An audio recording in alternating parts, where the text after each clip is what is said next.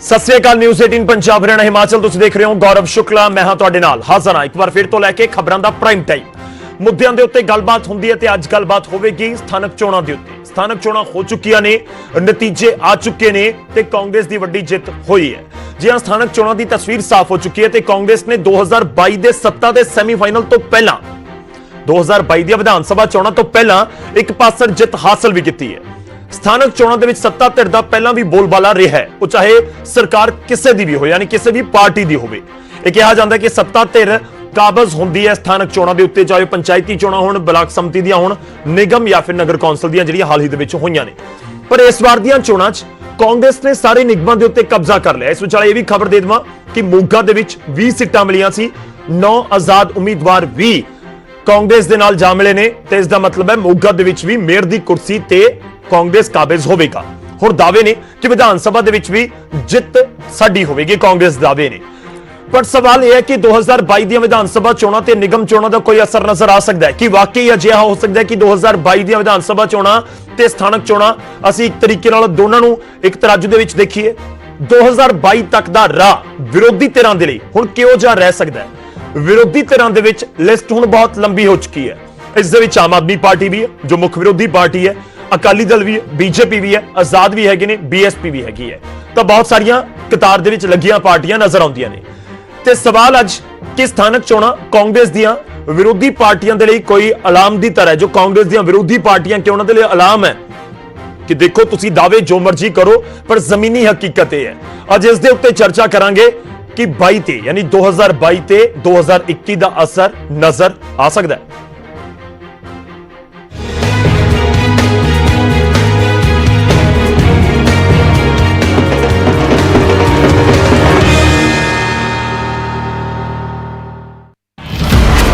ਛੋਟੀ ਸਰਕਾਰ ਤੋਂ ਖੁੱਲਿਆ ਵੱਡੀ ਸਰਕਾਰ ਦਾ ਰਾਹ, ਵਿਰੋਧੀਆਂ ਦੀ ਵੰਡ ਨੇ ਸੌਖੇ ਕੀਤੇ ਕਾਂਗਰਸੀ।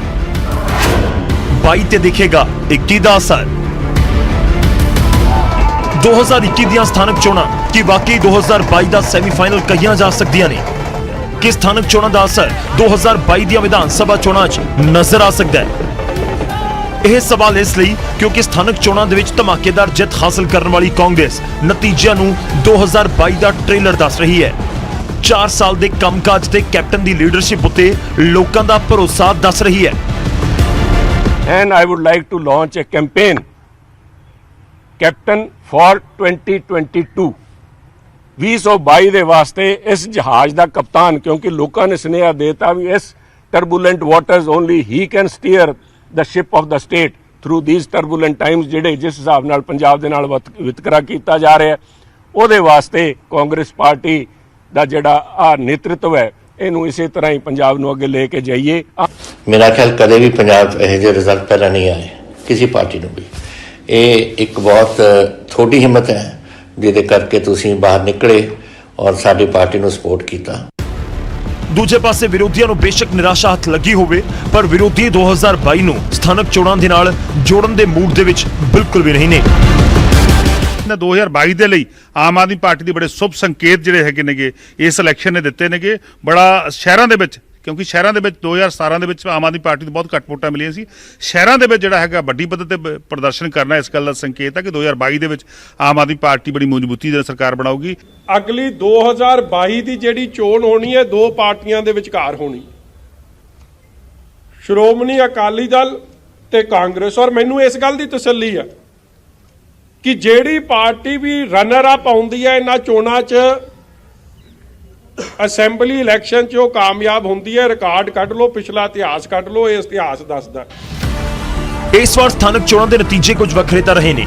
ਕਾਂਗਰਸ ਨੇ ਵਨ ਸਾਈਡਡ ਜਿੱਤ ਤਾਂ ਹਾਸਲ ਕੀਤੀ ਹੀ ਤੇ ਨਾਲ ਹੀ ਬਠਿੰਡਾ ਨਗਰ ਨਿਗਮ 'ਚ 53 ਸਾਲ ਬਾਅਦ ਸਥਾਨਕ ਚੋਣਾਂ 'ਚ ਜਿੱਤ ਹਾਸਲ ਕੀਤੀ। ਮੋਹਾਲੀ ਦੇ ਵਿੱਚ ਵੀ 2 ਦਹਾਕਿਆਂ ਬਾਅਦ ਕਾਂਗਰਸ ਨੇ ਕਬਜ਼ਾ ਕੀਤਾ। ਨਿਗਮਾਂ ਤੋਂ ਲੈ ਕੇ ਕੌਂਸਲਾਂ ਤੱਕ ਕਾਂਗਰਸ ਨਜ਼ਰ ਆਈ।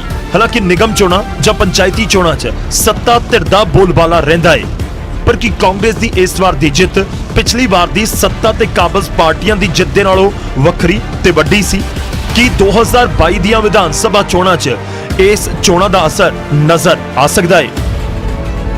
Bureau report, news 18 Punjab. ਤਾਂ 2022 ਦੀਆਂ ਵਿਧਾਨ ਸਭਾ ਚੋਣਾਂ ਤੋਂ ਪਹਿਲਾਂ, ਕਿਉਂਕਿ ਜ਼ਿਆਦਾ ਦੂਰ ਨਹੀਂ ਨੇ, 2022 ਬਹੁਤ ਜ਼ਿਆਦਾ ਦੂਰ ਨਹੀਂ ਹੈ, ਫਰਵਰੀ ਦਾ ਮਹੀਨਾ ਆਲਮੋਸਟ ਖਤਮ ਹੋਣ ਵੱਧ ਰਿਹਾ ਹੈ ਤੇ ਪਿੱਛੇ 10-11 ਮਹੀਨੇ ਹੀ ਬਚਣਗੇ। ਤੇ ਹੁਣ ਸਵਾਲ ਇਹ ਹੈ ਕਿ 2022 ਦਾ ਸੱਤਾ ਦਾ ਸੈਮੀਫਾਈਨਲ ਤਾਂ ਕਿਹਾ ਜਾ ਰਿਹਾ ਸੀ ਕਿ ਵਾਕਈ ਸੱਤਾ ਦਾ ਸੈਮੀਫਾਈਨਲ ਹੋਏਗਾ। ਜੇ ਸੈਮੀਫਾਈਨਲ ਦੇ ਵਿੱਚ ਕਾਂਗਰਸ ਦੀ ਇਸ ਤਰੀਕੇ ਦੀ ਪਰਫਾਰਮੈਂਸ ਹੈ ਤਾਂ ਫਿਰ 2022 ਯਾਨੀ ਕਿ ਫਾਈਨਲ ਦੇ ਵਿੱਚ ਪਰਫਾਰਮੈਂਸ ਕਿਹੋ ਜੀ ਕਿਆਸ ਲਗਾਏ ਜਾਣ। ਕਹਿ ਰਹੇ ਅੱਜ ਦੇ ਮੁੱਦੇ ਦੇ ਨਾਲ ਜੁੜਿਆ ਸਾਡਾ ਅੱਜ ਦਾ ਸਵਾਲ ਜੋ ਅਸੀਂ ਆਪਣੇ ਦਰਸ਼ਕਾਂ ਨੂੰ ਪੁੱਛ ਰਹੇ ਹਾਂ, ਤੁਸੀਂ ਜ਼ਰੂਰ ਆਪਣੀ ਰਾਏ ਭੇਜਣਾ। ਸਾਡਾ ਅੱਜ ਦਾ ਸਵਾਲ ਹੈ, ਬੇਸ਼ੱਕ ਕਾਂਗਰਸ ਨੇ ਜਿੱਤ ਹਾਸਲ ਕਰ ਲਈ ਹੈ ਇਹਨਾਂ ਚੋਣਾਂ ਦੇ ਵਿੱਚ, 2022 ਨਾਲ ਜੋੜ ਕੇ ਕਾਂਗਰਸ ਇਸ ਨੂੰ ਦੇਖ ਰਹੀ ਹੈ, ਪਰ ਇਸ ਸਭ ਦੇ ਵਿਚਾਲੇ ਜਿਹੜੇ ਸਿਆਸਤ ਨੂੰ ਸਮਝਦੇ ਨੇ ਉਹ ਇਹ ਵੀ ਜਾਣਦੇ ਨੇ ਕਿ ਸਿਆਸਤ ਕੁਝ ਮਹੀਨਿਆਂ ਦੇ ਵਿੱਚ, ਕੁਝ ਦਿਨਾਂ ਦੇ ਵਿੱਚ ਬਦਲ ਜਾਂਦੀ ਹੈ।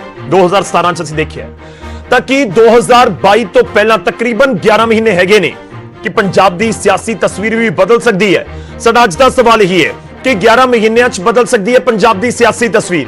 ਸਾਡੇ ਦਰਸ਼ਕਾਂ ਨੂੰ ਕੀ ਲੱਗਦਾ ਹੈ ਕਿ ਮੌਜੂਦਾ ਹਾਲਾਤ ਤੋਂ ਲੈ ਕੇ 2022 ਤੱਕ 10-11 ਮਹੀਨੇ ਹੈਗੇ ਨੇ, ਕਿਆ ਤਸਵੀਰ ਬਦਲਣ ਦੀ ਉਮੀਦ ਹੈ ਜਾਂ ਇਸ ਤਰੀਕੇ ਦੀ ਤਸਵੀਰ ਰਹਿ ਸਕਦੀ ਹੈ? ਖਾਸ ਇਹ ਵੀ ਹੈ ਕਿ ਸਥਾਨਕ ਚੋਣਾਂ ਦੇ ਵਿੱਚ ਪਿੰਡੂ ਵੋਟਰਾਂ ਨੇ ਹਿੱਸਾ ਨਹੀਂ ਲਿਆ, ਵੱਡਾ ਯੋਗਦਾਨ ਉਹਨਾਂ ਦਾ ਵੀ ਹੁੰਦਾ ਹੈ। ਲਾਜ਼ਮੀ ਤੌਰ ਤੇ ਜਿਹੜੀਆਂ ਵਿਰੋਧੀ ਪਾਰਟੀਆਂ ਨੇ ਇਸ ਚੀਜ਼ ਦਾ ਵੀ ਅੱਜ ਜ਼ਿਕਰ ਕਰਨਗੀਆਂ। ਤਾਂ ਆਪਣੀ ਰਾਏ ਸਾਡੇ ਤੱਕ ਜ਼ਰੂਰ ਪਹੁੰਚਾਓ। ਜੇਕਰ ਤੁਹਾਨੂੰ ਲੱਗਦਾ ਹੈ ਕਿ ਹਾਂ ਤਸਵੀਰ ਬਦਲ ਸਕਦੀ ਹੈ 11 ਮਹੀਨਿਆਂ ਦੇ ਵਿੱਚ ਤਾਂ ਟਾਈਪ ਕਰੋ News18 ਸਪੇਸ ਦੇ ਕੇ PHH ਸਪੇਸ ਦੇ ਕੇ ਵਾਈ।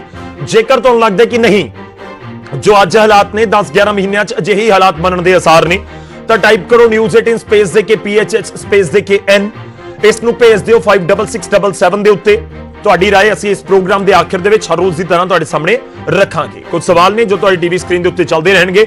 ਅਸੀਂ ਸਥਾਨਕ ਚੋਣਾਂ ਦੇ ਜੋ ਅੰਕੜੇ ਨੇ ਉਹ ਵੀ ਤੁਹਾਡੇ ਤੱਕ ਪਹੁੰਚਾਵਾਂਗੇ ਤੇ ਉਹਨਾਂ ਦੇ ਨਾਲ ਵੀ, ਉਹਨਾਂ ਦੇ ਉੱਤੇ ਵੀ ਅਸੀਂ ਗੱਲਬਾਤ ਕਰਾਂਗੇ। ਸ਼ੁਰੂਆਤ ਕਰਦੇ ਹਾਂ, ਮਹਿਮਾਨ ਸਾਡੇ ਨਾਲ ਜੁੜਨੇ ਸ਼ੁਰੂ ਹੋ ਚੁੱਕੇ ਨੇ। ਸਭ ਤੋਂ ਪਹਿਲਾਂ ਤੁਹਾਡਾ ਤਾਰਫ ਕਰਵਾਉਂਦੇ ਹਾਂ। ਸਾਡੇ ਨਾਲ ਅਮਰਦੀਪ ਸਿੰਘ ਧਾਰਨੀ ਜੀ ਜੁੜ ਰਹੇ ਨੇ ਜੋ ਕਿ ਸ਼੍ਰੋਮਣੀ ਅਕਾਲੀ ਦਲ ਨੂੰ ਰਿਪਰੈਜ਼ੈਂਟ ਕਰਨਗੇ। ਸਾਡੇ ਨਾਲ ਤੀਕਸ਼ਣ ਸੂਦ ਜੀ ਜੁੜ ਰਹੇ ਨੇ, ਬੀਜੇਪੀ ਨੂੰ ਰਿਪਰੈਜ਼ੈਂਟ ਕਰਨਗੇ। ਪੰਜਾਬ ਬੀਜੇਪੀ ਦਾ ਵੱਡਾ ਨਾਮ ਹੈ, ਸਾਬਕਾ ਮੰਤਰੀ ਨੇ। ਸੂਦ ਸਾਹਿਬ ਬਹੁਤ ਬਹੁਤ ਸਵਾਗਤ ਹੈ। ਧਾਰਨੀ ਜੀ ਤੁਹਾਡਾ ਵੀ ਸਵਾਗਤ ਹੈ। ਕੁਝ ਹੀ ਪਲਾਂ ਦੇ ਵਿੱਚ ਸਾਡੇ ਨਾਲ ਪ੍ਰਮੋਦ ਕੁਮਾਰ ਜੁੜਨਗੇ। ਉਹਨਾਂ ਤੋਂ ਸਮਝਾਂਗੇ ਕਿ ਇਸ ਵਾਰ ਦੀਆਂ ਚੋਣਾਂ ਵੱਖਰੀਆਂ ਕਿਉਂ ਨੇ ਤੇ ਕਿਵੇਂ 2022 ਦੇ ਨਾਲ ਜੋੜਿਆ ਜਾ ਸਕਦਾ ਹੈ ਜਾਂ ਨਹੀਂ।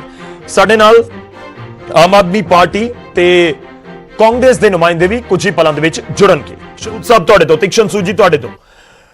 ਦੇਖੋ, ਅਕਾਲੀ ਦਲ ਤੋਂ ਵੱਖ ਹੋਏ, ਕਿਸਾਨੀ ਅੰਦੋਲਨ ਸੀ, ਪਰ ਇਸ ਸਭ ਦੇ ਵਿਚਾਲੇ ਮੈਂ ਬੀਜੇਪੀ ਦੀ ਪਰਫਾਰਮੈਂਸ ਦੇਖ ਰਿਹਾ ਸਰ। ਸਿਰਫ 29 ਸੀਟਾਂ ਤੇ ਉਸ ਤੋਂ ਬਾਅਦ ਮੋਹਾਲੀ ਤਾਂ 0, ਬਹੁਤ ਸਾਰੀਆਂ ਥਾਵਾਂ ਤੇ ਖਾਤਾ ਨਹੀਂ ਖੁੱਲਿਆ। ਸੂਦ ਸਾਹਿਬ ਕਿਵੇਂ ਦੇਖਦੇ ਹੋ? ਮੈਂ ਸ਼ੁਰੂਆਤ ਇਸੇ ਤੋਂ ਕਰਨ ਜਾ ਰਿਹਾ, ਕਿਵੇਂ ਦੇਖਦੇ ਹੋ ਤੁਸੀਂ ਇਸ ਚੋਣਾਂ ਨੂੰ 2022 ਦੇ ਨਾਲ ਜੋੜਦੇ ਹੋ ਕਿ ਨਹੀਂ? ਕਿਉਂਕਿ ਬੀਜੇਪੀ ਤਾਂ ਬਹੁਤ ਪਛੜ ਗਈ, ਚੌਥੇ ਨੰਬਰ ਤੇ ਪਹੁੰਚ ਗਈ ਬੀਜੇਪੀ। ਸੂਦ ਸਾਹਿਬ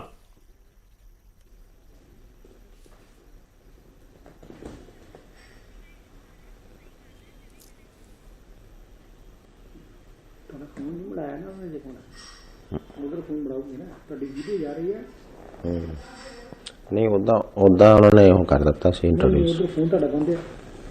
ਤੀਕਸ਼ਣ ਜੀ ਮੇਰੀ ਆਵਾਜ਼ ਆ ਰਹੀ ਹੈ ਤੁਹਾਡੇ ਤੱਕ?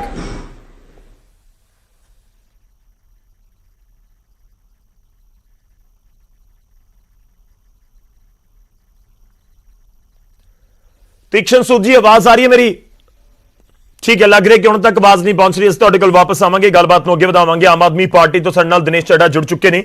ਸਾਡੇ ਨਾਲ ਅਕਾਲੀ ਦਲ ਤੋਂ ਧਾਰਨੀ ਜੀ ਜੁੜੇ ਹੋਏ ਨੇ। ਧਾਰਨੀ ਜੀ, ਹੁਣ ਸਵਾਲ ਅਕਾਲੀ ਦਲ ਤੋਂ ਵੀ ਹੈ। ਬੀਜੇਪੀ ਤੋਂ ਤੁਸੀਂ ਵੀ ਵੱਖ ਹੋਏ ਹੋ, 252 ਰਹਿ ਗਏ ਇਸ ਵਾਰ। ਕਿਵੇਂ ਦੇਖਦੇ ਹੋ? ਕਾਂਗਰਸ ਕਹਿੰਦੀ 2022 ਕੁਝ ਇਸ ਤਰੀਕੇ ਦਾ ਹੀ ਹੋਏਗਾ। ਕਾਂਗਰਸ ਦਾ ਦਾਅਵਾ ਹੈ ਕਿ ਇਹ ਤਾਂ 2022 ਦੀ ਤਸਵੀਰ ਪੰਜਾਬੀਆਂ ਨੇ ਦੱਸ ਦਿੱਤੀ ਅੱਜ ਵਿਰੋਧੀਆਂ ਨੂੰ ਕਿ ਜੋ ਅਸੀਂ ਕਹਿ ਰਹੇ ਸੀ 4 ਸਾਲ ਦਾ ਜੋ ਅਸੀਂ ਕੰਮ ਕੀਤਾ ਉਸ ਦਾ ਲੋਕਾਂ ਨੇ ਸਾਨੂੰ ਫਤਵਾ ਸਾਡੇ ਹੱਕ ਦੇ ਵਿੱਚ ਸੁਣਾ ਦਿੱਤਾ ਹੈ। ਧਾਰਨੀ ਜੀ ਦੇਖੋ ਗੌਰਵ ਜੀ, ਇੱਕ ਗੱਲ ਬਿਲਕੁਲ ਕਲੀਅਰ ਹੈਗੀ ਹੈ ਕਿ ਇਹ ਉਹਨਾਂ ਦੇ ਜਿਹੜੇ 4 ਸਾਲ ਦਾ ਰਿਪੋਰਟ ਕਾਰਡ ਹੈਗਾ, ਅੱਜ ਕੋਈ ਬੰਦਾ ਐਸਾ ਨਹੀਂ ਹੈਗਾ ਜਿਹਨੂੰ ਇਹ ਰਿਪੋਰਟ ਕਾਰਡ ਦੇਖਣੇ ਨਾ ਆਉਂਦੇ ਹੋਣ। ਹਰ ਬੰਦਾ ਸਵੇਰੇ ਤੁਹਾਡੇ ਚੈਨਲ ਦੇਖਦਾ ਹੈਗਾ, ਹਰ ਰੋਜ਼ ਬੰਦਾ ਜਿਹੜਾ ਹੈਗਾ ਅਖਬਾਰਾਂ ਦੇ ਨਾਲ ਇਨ ਟੱਚ ਹੈਗਾ, ਹਰ ਬੰਦਾ ਸੋਸ਼ਲ ਮੀਡੀਆ ਦੇ ਨਾਲ ਇਨ ਟੱਚ ਹੈਗਾ। ਮੈਂ ਇੱਕੋ ਗੱਲ ਕਰਦਾ ਹੈਗਾ ਕਿ ਦੇਖੋ, ਪਿਛਲੇ ਟਾਈਮ ਦੇ ਵਿੱਚ ਜਦੋਂ ਕੈਪਟਨ ਅਮਰਿੰਦਰ ਸਿੰਘ ਉਹਨਾਂ ਨੇ ਗੁਟਕਾ ਫੜ ਕੇ ਸਹੁੰ ਚੱਕੀ ਸੀ ਔਰ ਲੋਕਾਂ ਦੇ ਫਾਰਮਾਂ ਤੱਕ ਭਰਾਏ ਗਏ ਸੀ ਕਿ ਘਰ ਘਰ ਨੌਕਰੀ ਦਿੱਤੀ ਜਾਊਗੀ, ਉਹਨਾਂ ਨੂੰ ਜਿਹੜਾ ਹੈਗਾ ਆਪਣਾ ਨੌਕਰੀ ਤੋਂ ਇਲਾਵਾ ਕਰਜ਼ਾ ਮਾਫੀ ਦੀ ਗੱਲ ਕਰ ਲਓ, ਨਸ਼ਾ ਛਡਾਉਣ ਦੀ ਗੱਲ ਕਰ ਲਓ, ਚਾਹੇ ਸਮਾਰਟਫੋਨਾਂ ਦੀ ਗੱਲ ਕਰ ਲਓ। ਮੈਨੂੰ ਨਹੀਂ ਲੱਗਦਾ ਕਿ ਇੱਕ ਵੀ ਵਾਅਦਾ ਪੂਰਾ ਹੋਇਆ ਹੋਵੇ। ਹਾਂ, ਇੰਨਾ ਜ਼ਰੂਰ ਉਹਨਾਂ ਨੇ ਕੀਤਾ ਹੈ ਕਿ ਜਦੋਂ ਕਿਸਾਨ ਅੰਦੋਲਨ ਆਪਣੇ ਪੀਕ ਤੇ ਸੀ, ਜੀ। ਉਸ ਟਾਈਮ ਦੇ ਉੱਤੇ ਉਹਦਾ ਫਾਇਦਾ ਉਠਾ ਕੇ ਇਹਨਾਂ ਨੇ ਚੋਣਾਂ ਜ਼ਰੂਰ ਜਿਹੜੀਆਂ ਹੈਗੀਆਂ ਐਲਾਨ ਕਰਤੀਆਂ, ਔਰ ਉਸ ਗੱਲ ਦੇ ਵਿੱਚ ਉਸ ਦਾ ਫਾਇਦਾ ਜਿਹੜਾ ਉਠਾਇਆ ਗਿਆ ਉਹ ਇਹ ਹੈਗਾ ਕਿ ਚੋਣਾਂ ਜਿੱਤਣ ਤੋਂ ਪਹਿਲਾਂ ਇਹਨਾਂ ਨੇ ਸਰਦਾਰ ਸੁਖਬੀਰ ਸਿੰਘ ਬਾਦਲ ਉਹਨਾਂ ਤੇ ਅਟੈਕ ਕਰਵਾਇਆ, ਇਹਨਾਂ ਨੇ ਭਿੱਖੀ ਪਿੰਡ ਦੇ ਵਿੱਚ ਗੋਲੀ ਚਲਵਾਈ, ਇਹਨਾਂ ਨੇ ਜਿਹੜਾ ਹੈਗਾ ਮੋਗੇ ਦੇ ਵਿੱਚ 2 ਬੰਦਿਆਂ ਦੇ ਉੱਤੇ ਟਰੈਕਟਰ ਚੱਕ ਕੇ ਮਾਰਿਆ। ਸੋ ਜਿਹੜੇ ਲੋਕ ਉਹ ਜਿੱਤਣ ਵਾਲੇ ਸੀ ਉਹਨਾਂ ਦੇ ਤਾਰਨੀ ਜੀ, ਤਾਰਨੀ ਮੈਂ ਸਵਾਲ ਤੁਹਾਨੂੰ ਇਹ ਪੁੱਛ ਰਿਹਾ ਕਿ ਤੁਹਾਨੂੰ ਲੱਗਦਾ ਕਿ ਫਾਇਦਾ ਹੋ ਗਿਆ ਕਿਸਾਨੀ ਅੰਦੋਲਨ ਦਾ, ਇਸ ਕਰਕੇ ਕਾਂਗਰਸ ਜਿੱਤ ਗਈ? ਕਿਸਾਨੀ ਅੰਦੋਲਨ ਦਾ ਫਾਇਦਾ ਇਹਨਾਂ ਨੂੰ ਨਹੀਂ ਹੋਇਆ ਹੈਗਾ। ਕਿਸਾਨੀ ਅੰਦੋਲਨ ਦਾ ਇਹਨਾਂ ਨੂੰ ਕਿਵੇਂ ਫਾਇਦਾ ਹੋਊਗਾ? ਜੇ ਕਿਸਾਨੀ ਅੰਦੋਲਨ ਦਾ ਫਾਇਦਾ ਜਿਹੜਾ ਹੈਗਾ ਉਹ ਰੂਰਲ ਉਹਦੇ ਵਿੱਚ ਦੇਖਿਆ ਜਾ ਸਕਦਾ ਹੈ। ਸਵਾਲ ਤਾਂ ਇੰਨਾ ਹੀ ਹੈਗਾ ਕਿ ਇਹਨਾਂ ਦੀ ਕੀ ਪਰਫਾਰਮੈਂਸ ਸੀ, ਜਿਸ ਪਰਫਾਰਮੈਂਸ ਤੋਂ ਖੁਸ਼ ਹੋ ਕੇ ਲੋਕਾਂ ਨੇ ਵੋਟਾਂ ਪਾਤੀਆਂ। ਇਹਨਾਂ ਨੇ ਨਹੀਂ, ਤੁਸੀਂ ਕਿਵੇਂ ਦੇਖਦੇ ਹੋ ਨਾ, ਮੈਂ ਤਾਂ ਉਹੀ ਸਵਾਲ ਕਰ ਰਿਹਾ ਕਿ ਕਿਉਂ ਵੋਟਾਂ ਪਾ ਦਿੱਤੀਆਂ ਲੋਕਾਂ ਨੇ, ਕਾਂਗਰਸ ਨੂੰ ਕਿਉਂ ਵੋਟਾਂ ਪਾਈਆਂ? ਮੈਂ ਤਾਂ ਉਹੀ ਸਵਾਲ ਦਾ ਜਵਾਬ ਲੈਣਾ ਚਾਹ ਰਿਹਾ। ਮੈਂ ਉਹੀ ਗੱਲ ਕਰਦਾ ਕਿ ਬਿਲਕੁਲ ਨਹੀਂ ਵੋਟਾਂ ਪਾਈਆਂ ਹੈਗੀਆਂ। ਇਹਨਾਂ ਨੇ ਜਿਹੜੇ ਲੋਕ ਜਿੱਤਣ ਵਾਲੇ ਸੀ ਉਹਨਾਂ ਦੇ ਸਭ ਦੇ ਕਾਗਜ਼ ਰੱਦ ਕਰਾਏ ਗਏ ਜਾਣ ਬੁੱਝ ਕੇ, ਔਰ ਧਾਂਦਲੀਆਂ ਮਚਾਈਆਂ ਗਈਆਂ, ਕੁੱਟਿਆ ਗਿਆ, ਮਾਰਿਆ ਗਿਆ। ਸਾਡੇ ਆਪਣੇ ਸ਼ਹਿਰ ਸਰਹੰਦ ਦੇ ਵਿੱਚ ਕਿੰਨੇ ਬੰਦਿਆਂ ਨੂੰ ਐਸਡੀਐਮ ਔਰ ਐਸਐਚਓ ਵੱਲੋਂ ਫੋਨ ਆਏ ਕਿ ਤੇਰੇ ਤੇ ਐਫਆਈਆਰ ਦਰਜ ਕਰ ਦਾਂਗੇ ਜਾਂ ਪਿੱਛੇ ਮੁੜ ਜਾ। ਸੋ ਇਹੀਆਂ ਜਿਹੀਆਂ ਗੱਲਾਂ ਕਰਕੇ ਜਿੱਤ ਕੇ ਲੱਗ ਜੂ ਪਤਾ, ਜਦੋਂ ਮੈਦਾਨ ਦਾ ਆਊਗਾ 2022 ਦਾ ਸਾਰਾ ਕੁਝ ਕਲੀਅਰ ਹੋ ਜਾਊਗਾ। ਚਲੋ ਠੀਕ ਹੈ, ਤੁਹਾਨੂੰ 2022 ਵੱਖਰਾ ਨਜ਼ਰ ਆ ਰਿਹਾ। ਠੀਕ ਹੈ, ਮੈਂ ਸਰ ਤੁਹਾਡੇ ਕੋਲ ਵਾਪਸ ਆਉਂਗਾ। ਤੁਸੀਂ ਇਹ ਅੰਕੜੇ ਜ਼ਰੂਰ ਦੇ ਦੇਣਾ ਕਿ ਕਿੰਨੇ ਪਰਚੇ ਰੱਦ ਹੋਏ ਨੇ ਪੰਜਾਬ ਭਰ ਦੇ ਵਿੱਚ ਅਕਾਲੀ ਦਲ ਦੇ ਆਗੂਆਂ ਦੇ। ਜੇਕਰ ਲੋਕਾਂ ਤੱਕ ਇਹ ਜਾਣਕਾਰੀ ਪਹੁੰਚੇਗੀ ਤਾਂ ਮੈਨੂੰ ਲੱਗਦਾ ਜ਼ਿਆਦਾ ਇੰਪੈਕਟਫੁਲ ਹੋਏਗੀ ਅਕਾਲੀ ਦਲ ਦੇ ਲਈ। ਸਾਡੇ ਨਾਲ ਮਹਿਮਾਨ ਜੁੜ ਚੁੱਕੇ ਨੇ, ਮੈਂ ਰੁਕ ਕਰਦਾ ਹੁਣ ਪ੍ਰਮੋਦ ਜੀ ਦਾ। ਤੀਕਸ਼ਣ ਸੂਦ ਜੀ, ਮੈਂ ਤੁਹਾਡੇ ਕੋਲ ਆਵਾਂਗਾ, ਤੁਹਾਡੇ ਤੱਕ ਪਹਿਲਾਂ ਆਵਾਜ਼ ਨਹੀਂ ਪਹੁੰਚੀ ਸੀ। ਦਿਨੇਸ਼ ਜੀ, ਮੈਂ ਤੁਹਾਡੇ ਕੋਲ ਵੀ ਆਉਂਗਾ। ਸਾਡੇ ਨਾਲ ਪ੍ਰਮੋਦ ਕੁਮਾਰ ਜੀ ਨੇ। ਸਰ ਸਵਾਗਤ ਹੈ ਸਭ ਤੋਂ ਪਹਿਲਾਂ ਤਾਂ ਤੁਹਾਡਾ। 2022 ਦੇ ਉੱਤੇ ਅਸਰ ਨਜ਼ਰ ਆ ਸਕਦਾ ਹੈ 2021 ਦੀਆਂ ਜਿਹੜੀਆਂ ਇਹ ਸਥਾਨਕ ਚੋਣਾਂ ਹੋਈਆਂ ਨੇ ਉਸ ਦਾ? ਮੇਰਾ ਸਿੱਧਾ ਜਿਹਾ ਸਵਾਲ ਹੈ, ਤੁਹਾਨੂੰ ਲੱਗਦਾ ਹੈ ਕਿ 2022 ਤੇ ਇਸ ਦਾ ਕੋਈ ਅਸਰ ਨਜ਼ਰ ਆ ਸਕਦਾ? ਦੇਖੋ, ਜਿਹੜਾ ਸਿਵਿਕ ਇਲੈਕਸ਼ਨ ਹੁੰਦਾ, ਮਿਊਨਿਸਪਲ ਇਲੈਕਸ਼ਨ ਹੁੰਦਾ, ਇਹਦਾ ਕੋਈ ਡਾਇਰੈਕਟ ਰਿਲੇਸ਼ਨਸ਼ਿਪ ਨਹੀਂ ਹੁੰਦਾ ਅਸੈਂਬਲੀ ਪੋਲ ਨਾਲ। ਜੇ ਤੁਸੀਂ 2015 ਦੀਆਂ ਇਲੈਕਸ਼ਨ ਦੇ ਰਿਜ਼ਲਟ ਦੇਖੋ ਤੇ ਅਕਾਲੀ ਦਲ ਨੂੰ ਕਾਂਗਰਸ ਨੂੰ ਉਸ ਵੇਲੇ 252 ਕਾਰਪੋਰੇਸ਼ਨ ਤੇ ਨਗਰ ਪੰਚਾਇਤ 'ਚ ਸੀਟਾਂ ਮਿਲੀਆਂ ਸੀ, ਔਰ ਅੱਜ ਅਕਾਲੀ ਦਲ ਨੂੰ ਸ਼ਾਇਦ ਉਸ ਤੋਂ ਜ਼ਿਆਦਾ ਮਿਲੀਆਂ ਨੇ। ਪਰ ਉਸ ਵੇਲੇ ਅਕਾਲੀ ਦਲ 1100 ਤੋਂ ਉੱਪਰ, ਬੀਜੇਪੀ ਦੋਨਾਂ ਨੂੰ ਸੀਟਾਂ ਮਿਲੀਆਂ ਸੀ, ਤੇ ਅਸੈਂਬਲੀ ਇਲੈਕਸ਼ਨ 'ਚ ਹਾਲ ਦੇਖ ਲਓ ਉਹਨਾਂ ਦਾ ਕੀ ਹੋਇਆ ਸੀ। ਸੋ ਸਿਵਿਕ ਇਲੈਕਸ਼ਨ, ਮਿਊਨਿਸਪਲ ਇਲੈਕਸ਼ਨ ਤੇ ਜਿਹੜੇ ਅਸੈਂਬਲੀ ਦੇ ਇਲੈਕਸ਼ਨ ਹੈ, ਇਹਨਾਂ ਦਾ ਕੋਈ ਕੋਰਿਲੇਸ਼ਨ ਨਹੀਂ, ਸਪੂਰੀਅਸ ਕੋਰਿਲੇਸ਼ਨ ਹੈਗਾ। ਜੇ ਮੈਂ ਕਹਾਂ ਕਿ ਜਿਹੜੀ ਪਾਰਟੀ ਇਹ ਇਲੈਕਸ਼ਨ ਜਿੱਤ ਜਾਂਦੀ ਹੈ ਤੇ ਸਿਵਿਕ ਇਲੈਕਸ਼ਨ ਬਾਅਦ ਚ ਅਸੈਂਬਲੀ 'ਚ ਹਾਰ ਜਾਂਦੀ ਹੈ, ਸ਼ਾਇਦ ਇਹ ਵੀ ਗਲਤ ਹੋਏਗਾ। ਤੇ ਜੇ ਮੈਂ ਕਹਿੰਦਾ ਕਿ ਜਿਹੜੀ ਪਾਰਟੀ ਜਿਹੜੀ ਹੈ ਹੁਣ ਹਾਰ ਗਈ ਹੈ ਬਾਅਦ ਚ ਨਹੀਂ ਜਿੱਤਦੀ, ਇਹ ਵੀ ਗਲਤ ਹੋਏਗਾ, ਕਿਉਂਕਿ ਦੋਨਾਂ ਦਾ ਕੋਈ ਸੰਬੰਧ ਨਹੀਂ। ਸਿਵਿਕ ਇਲੈਕਸ਼ਨ ਜਿਹੜੇ ਨੇ ਇਹ ਸਟੇਟ ਡਿਵਨ ਨੇ। ਦੂਜੀ ਗੱਲ ਚ ਨੋਟ ਕਰਨ ਵਾਲੀ ਹੈ, ਜਿਹੜੀ ਐਕਸਟਰਾ ਆਰਡੀਨਰੀ ਗੱਲ ਹੈ, ਇਸ ਵਾਰ ਜਿਹੜੇ ਫਾਰਮ ਐਕਟ ਦਾ ਜਿਹੜਾ ਮਸਲਾ ਹੈ, ਉਹਦੇ ਚ ਕਾਂਗਰਸ ਨੂੰ ਥੋੜਾ ਐਡਿਡ ਐਡਵਾਂਟੇਜ ਇਹ ਮਿਲ ਗਿਆ ਕਿ ਬੀਜੇਪੀ ਜਿਹੜੀ ਸੀ, ਉਹ ਪਹਿਲੀ ਗੱਲ ਤਾਂ ਇਹ ਹੈ ਵੀ ਬੀਜੇਪੀ ਅਕਾਲੀ ਗਠਬੰਧਨ ਟੁੱਟ ਗਿਆ, ਔਰ ਬੀਜੇਪੀ ਸਿਰਫ 1000 ਸੀਟਾਂ ਤੇ ਲੜੀ, ਔਰ ਉਹਦੇ ਵਿੱਚੋਂ ਵੀ ਕਾਫੀ ਹੱਦ ਤੱਕ 60-70% ਜਿਹੜੀ ਜਗ੍ਹਾ ਤੇ ਜਾ ਕੇ ਕਨਵੈਂਸਿੰਗ ਵੀ ਨਹੀਂ ਕਰ ਪਾਈ। ਸੋ ਮੈਨੂੰ ਲੱਗਦਾ ਹੈ ਕਿ ਵੀ ਇਹ ਇੱਕ ਕਿਸਮ ਦਾ, ਜੇ ਮੈਂ ਇੰਟਰਪ੍ਰੀਟ ਕਰਾਂ, ਕਿ ਐਂਟੀ ਸੈਂਟਰ ਵਰਡਿਕਟ ਦਾ ਮੰਨਿਆ ਜਾ ਸਕਦਾ ਹੈ, ਪਰ ਕੋਈ ਪ੍ਰੋ ਸਟੇਟ ਗਵਰਨਮੈਂਟ ਵਰਡਿਕਟ ਦੇ ਵਿੱਚੋਂ ਪੜ੍ਹਨਾ ਸ਼ਾਇਦ ਬਿਲਕੁਲ ਗਲਤ ਹੋਏਗਾ। ਤੇ ਇਸ ਕਰਕੇ ਜਿਹੜਾ ਬੀਜੇਪੀ ਦਾ ਇਹਦੀਆਂ ਘੱਟ, ਬੀਜੇਪੀ ਨੂੰ ਮਤਲਬ ਨਾ ਅੱਗੇ ਆ ਪਾਣਾ ਇਸ ਪੋਲ ਦੇ ਵਿੱਚ, ਉਹਦੇ ਤੋਂ ਮੈਨੂੰ ਇਹ ਲੱਗਦਾ ਹੈ ਕਿ ਇੱਕ ਸੰਦਰਭ ਐਕਸਟਰਾ ਆਰਡੀਨਰੀ ਸੰਦਰਭ ਸੀ, ਔਰ ਬੀਜੇਪੀ ਅੱਗੇ ਨਹੀਂ ਆ ਪਾਈ। ਅਕਾਲੀ ਅਰਬਨ ਨਹੀਂ ਹੈ, ਔਰ ਆਮ ਆਦਮੀ ਪਾਰਟੀ ਨਵੀਂ ਪਾਰਟੀ ਸੀ ਜਿਹਨੇ ਮਿਊਨਿਸਪਲ ਇਲੈਕਸ਼ਨ ਲੜੇ, ਤੇ ਮੈਚ ਕਾਂਗਰਸ ਦਾ ਕਾਂਗਰਸ ਨਾਲ ਹੀ ਸੀ। ਤੇ ਇਸ ਕਰਕੇ ਇਹਨਾਂ ਦਾ ਇਹ ਇਲੈਕਸ਼ਨ ਤੋਂ ਜਿੱਤ ਜਾਣਾ ਤੇ ਇਹ ਕੋਈ ਵੱਡੀ ਗੱਲ ਨਹੀਂ। ਤੀਜੀ ਗੱਲ, ਜੇ ਤੁਸੀਂ ਉਸ ਇਲੈਕਸ਼ਨ ਦੇ ਰਿਜ਼ਲਟ ਦੇਖੋ 2015 ਦੇ, ਤੇ ਮੈਂ ਉਹ ਦੇਖ ਰਿਹਾ ਸੀ, ਉਸ ਚ ਪ੍ਰਕਾਸ਼ ਸਿੰਘ ਬਾਦਲ ਜੀ ਨੇ ਕਿਹਾ ਕਿ ਇਹ ਸਰਕਾਰ ਦੇ ਡਿਵੈਲਪਮੈਂਟ ਏਜੰਡੇ ਦੀ ਜਿੱਤ ਹੈ। ਅੱਜ ਵੀ ਉਹੀ ਗੱਲ ਕਹੀ ਹੈ ਕੈਪਟਨ ਸਾਹਿਬ ਨੇ। ਜਿਆਨੀ ਜੀ ਨੇ ਉਦੋਂ ਕਿਹਾ ਸੀਗਾ ਕਿ ਸਾਡੇ ਅਰਬਨ ਡਿਵੈਲਪਮੈਂਟ ਦੇ ਏਜੰਡੇ ਦੀ ਜਿੱਤ ਹੈ, ਅੱਜ ਵੀ ਉਹੀ ਗੱਲ ਕਹਿ ਰਹੇ ਨੇ। ਮੈਂ ਸਕ੍ਰਿਪਟ ਵੀ ਨਹੀਂ ਬਦਲਿਆ, ਨਾ ਸਕ੍ਰਿਪਟ ਬਦਲਿਆ, ਨਾ ਰਿਜ਼ਲਟ ਬਦਲੇ। ਤੇ ਮੈਨੂੰ ਨਹੀਂ ਲੱਗਦਾ ਕਿ ਪਾਰਟੀਆਂ ਨੂੰ ਇਹਦੇ ਤੋਂ ਜਾਂ ਤਾਂ ਬਹੁਤਾ ਖੁਸ਼ ਹੋ ਜਾਣਾ ਚਾਹੀਦਾ, ਖੁਸ਼ ਹੋ ਕੇ ਕੰਪਲੀਸੈਂਟ ਹੋ ਜਾਣਾ ਚਾਹੀਦਾ, ਤੇ ਨਾ ਹੀ ਬਹੁਤਾ ਡੀਮੋਰਲਾਈਜ਼ ਹੋਣਾ ਚਾਹੀਦਾ। ਕਿਉਂਕਿ ਮੈਨੂੰ ਇਹ ਲੱਗਦਾ ਕਿ 2022 ਦਾ ਇਲੈਕਸ਼ਨ ਹੈ, ਉਹ ਸਟੇਟ ਦੀ ਅਸੈਂਬਲੀ ਦਾ ਇਲੈਕਸ਼ਨ ਹੁੰਦਾ, ਉਹ ਚ ਮੈਂਡੇਟ ਸਟੇਟ ਦੇ ਕੰਮਕਾਰ ਦੇ ਉੱਤੇ ਹੁੰਦਾ ਤੇ ਇਸ ਕਰਕੇ ਉਸ ਇਲੈਕਸ਼ਨ ਦੇ ਰਿਜ਼ਲਟ ਕਈ ਵਾਰ ਬਿਲਕੁਲ ਉਲਟ ਹੁੰਦੇ ਨੇ ਔਰ ਹੋਏ ਨੇ। ਤੇ ਇਸ ਕਰਕੇ ਮੈਂ ਸਮਝਦਾ ਵੀ ਇਹ ਇਸ ਬਾਰੇ ਕੋਈ ਜਨਰਲਾਈਜੇਸ਼ਨ ਡਰਾ ਕਰ ਲੈਣੀ ਕਿ ਜੀ ਹੁਣ ਤਾਂ ਬਸ ਇਹ ਹੈ ਵੀ। ਸਰ ਮੈਂ ਇੱਕ ਹੋਰ ਮੇਰਾ ਸਵਾਲ ਹੈ, ਦੇਖੋ ਬਹੁਤ ਸਾਰੀਆਂ ਚੀਜ਼ਾਂ ਇਸ ਵਾਰ ਦੇ ਇਲੈਕਸ਼ਨਸ ਦੇ ਵਿੱਚ ਦਿਖੀਆਂ, ਖਾਸ ਤੌਰ ਤੇ ਮੋਹਾਲੀ ਦੇ ਵਿੱਚ ਦੇਖੋ 20 ਸਾਲ ਬਾਅਦ ਜਿੱਤਣ ਦੇ ਵਿੱਚ ਕਾਂਗਰਸ ਕਾਮਯਾਬ ਹੋਈ ਹੈ। ਬਠਿੰਡਾ ਨਗਰ ਨਿਗਮ ਦੇਖੋ, ਨਗਰ ਕੌਂਸਲ ਤੋਂ ਨਗਰ ਨਿਗਮ ਬਣ ਗਿਆ ਪਰ ਅਕਾਲੀ ਦਲ ਦਾ ਕਬਜ਼ਾ ਰਿਹਾ ਸੀ। ਕਰੀਬ ਕਿਹਾ ਜਾ ਰਿਹਾ ਕਿ 5 ਦਹਾਕਿਆਂ ਬਾਅਦ ਜਾ ਕੇ ਉੱਥੇ 5 ਡਿਕੇਡਸ ਹੋ ਗਏ ਕਿ ਕਾਂਗਰਸ ਨੂੰ ਉੱਥੇ ਜਿੱਤ ਨਹੀਂ ਮਿਲੀ ਸੀ। ਇਹ ਤੁਹਾਨੂੰ ਲੱਗਦਾ ਕਿ ਕੁਝ ਵੱਖਰਾ ਨਜ਼ਰ ਆਇਆ ਇਸ ਦੇ ਵਿੱਚ, ਕਿਉਂਕਿ 53 ਸਾਲ ਬਾਅਦ ਜਿੱਤਣਾ ਕਾਂਗਰਸ ਦਾ ਇੱਕ ਵੱਡੀ ਗੱਲ ਤਾਂ ਹੈਗੀ ਹੈ, ਚਾਹੇ ਮੋਹਾਲੀ ਦੇ ਵਿੱਚ 20 ਸਾਲ ਬਾਅਦ ਹੋਵੇ ਜਾਂ ਬਠਿੰਡਾ ਦੇ ਵਿੱਚ ਹੋਵੇ। ਦੇਖੋ ਬਠਿੰਡੇ ਦਾ ਜਿਹੜਾ ਪਿਛਲਾ ਇਲੈਕਸ਼ਨ ਸੀ 2015 ਦਾ, ਉਹਦੇ ਚ ਜਿਹੜਾ ਅਕਾਲੀ ਦਲ ਸੀ ਉਹ ਬੜੀ ਅੱਛੇ ਢੰਗ ਨਾਲ ਜਿੱਤਿਆ, ਜਿਵੇਂ ਇਹ ਹੁਣ ਜਿੱਤੇ ਨੇ, ਕਾਂਗਰਸ ਜਿੱਤੀ ਹੈ। ਇਸ ਕਰਕੇ ਮੈਂ ਤੁਹਾਨੂੰ ਪਤਾ ਕਿਉਂ ਕਹਿਣਾ ਚਾਹੁੰਦਾ ਕਿ ਜਿਹੜੇ ਕੁਝ ਚੇਂਜਸ ਹੁੰਦੀਆਂ ਨੇ, ਕੋਈ ਮਿਊਨਿਸਪਲ ਕਾਰਪੋਰੇਸ਼ਨ ਚ ਕੋਈ ਪਾਰਟੀ ਜ਼ਿਆਦਾ ਜਿੱਤ ਗਈ ਹੋਏਗੀ, ਪਰ ਜੇ ਤੁਸੀਂ ਟੋਟਲ ਸੀਟਾਂ ਦੇਖ ਲਓ 252 ਕਾਂਗਰਸ ਨੂੰ ਮਿਲੀਆਂ ਉਸ ਵੇਲੇ, ਇਸ ਵੇਲੇ ਅਕਾਲੀ ਦਲ ਨੂੰ 258 ਮਿਲੀਆਂ। ਜੇ ਉਹ ਚ ਬੀਜੇਪੀ ਦੀ ਮਿਲਾ ਲਓ ਤੇ ਅਕਾਲੀ ਬੀਜੇਪੀ ਨੂੰ ਕਾਂਗਰਸ ਤੋਂ 2015 ਦੇ ਹਿਸਾਬ 'ਚ ਜ਼ਿਆਦਾ ਮਿਲੀਆਂ, ਜਦੋਂ ਕਿ ਕਾਂਗਰਸ ਉਦੋਂ ਓਪੋਜੀਸ਼ਨ ਸੀਗੀ, ਹੁਣ ਇਹ ਓਪੋਜੀਸ਼ਨ 'ਚ ਨੇ। ਤੇ ਮੈਨੂੰ ਨਹੀਂ ਲੱਗਦਾ ਕੋਈ ਵੱਡੀ ਜਨਰਲਾਈਜੇਸ਼ਨ ਇਥੋਂ ਡਰਾ ਕਰਨੀ ਚਾਹੀਦੀ ਹੈ, ਕਿਉਂਕਿ ਸਟੇਟ ਦੀ ਜਿਹੜੀ ਆਪਣੀ ਗਵਰਨਮੈਂਟ ਦੀ ਐਂਟੀ ਇਨਕੰਬੈਂਸੀ ਹੈ ਉਹ ਇਸ ਇਲੈਕਸ਼ਨ 'ਚ ਟੈਸਟ ਨਹੀਂ ਹੁੰਦੀ। ਨਹੀਂ ਤਾਂ 2015 ਦੇ ਵਿੱਚ ਅਕਾਲੀ ਦਲ ਬੀਜੇਪੀ ਇੰਨੀਆਂ ਮੈਸਿਵ ਮੈਜੋਰਿਟੀ ਲੈ ਕੇ ਤੇ ਅਸੈਂਬਲੀ 'ਚ ਉਹਨਾਂ ਦਾ ਹਾਲ ਦੇਖੋ ਕੀ ਹੋਇਆ ਸੀ। ਬਿਲਕੁਲ ਠੀਕ ਹੈ ਸਰ, ਮੈਂ ਤੁਹਾਡੇ ਕੋਲ ਵਾਪਸ ਆਉਂਗਾ। ਸਾਡੇ ਨਾਲ ਤੀਕਸ਼ਣ ਜੀ ਮੈਂ ਸਰ ਤੁਹਾਡੇ ਕੋਲ ਆ ਰਿਹਾ ਵਾਪਸ। ਤੁਸੀਂ ਬਹੁਤ ਇੰਪੋਰਟੈਂਟ ਪੁਆਇੰਟਸ ਰੱਖੇ ਨੇ, ਪਰ ਤੁਸੀਂ ਇਹ ਬਹੁਤ ਕਲੀਅਰ ਚੀਜ਼ ਕਹਿ ਰਹੇ ਹੋ ਕਿ ਇਹ ਕੋਈ ਇੰਪੈਕਟ ਤਾਂ ਨਜ਼ਰ ਨਹੀਂ ਆਏਗਾ 2022 ਦੇ ਵਿੱਚ। ਹੋ ਵੀ ਸਕਦਾ ਆਵੇ ਜਾਂ ਨਹੀਂ ਹੋ ਸਕਦਾ, ਤਾਂ ਇੱਕ ਕਨਫਿਊਜ਼ਨ ਵਾਲੀ ਸਥਿਤੀ ਜ਼ਰੂਰ ਹੋ ਸਕਦੀ ਹੈ। ਮੈਂ ਸੂਦ ਸਾਹਿਬ ਦਾ ਜ਼ਿਕਰ ਕਰ ਰਿਹਾ ਸੀ, ਉਹਨਾਂ ਤੱਕ ਆਵਾਜ਼ ਸ਼ਾਇਦ ਨਹੀਂ ਪਹੁੰਚ ਰਹੀ, ਦੁਬਾਰਾ ਅਸੀਂ ਕੋਸ਼ਿਸ਼ ਕਰਾਂਗੇ। ਮੈਂ ਇੱਕ ਛੋਟਾ ਜਿਹਾ ਸਰ ਰਿਐਕਸ਼ਨ ਲੈ ਲਾਂ। ਆਮ ਆਦਮੀ ਪਾਰਟੀ ਦੇ ਸਾਡੇ ਨਾਲ ਨੁਮਾਇੰਦੇ ਹੈਗੇ ਨੇ ਦਿਨੇਸ਼ ਜੀ।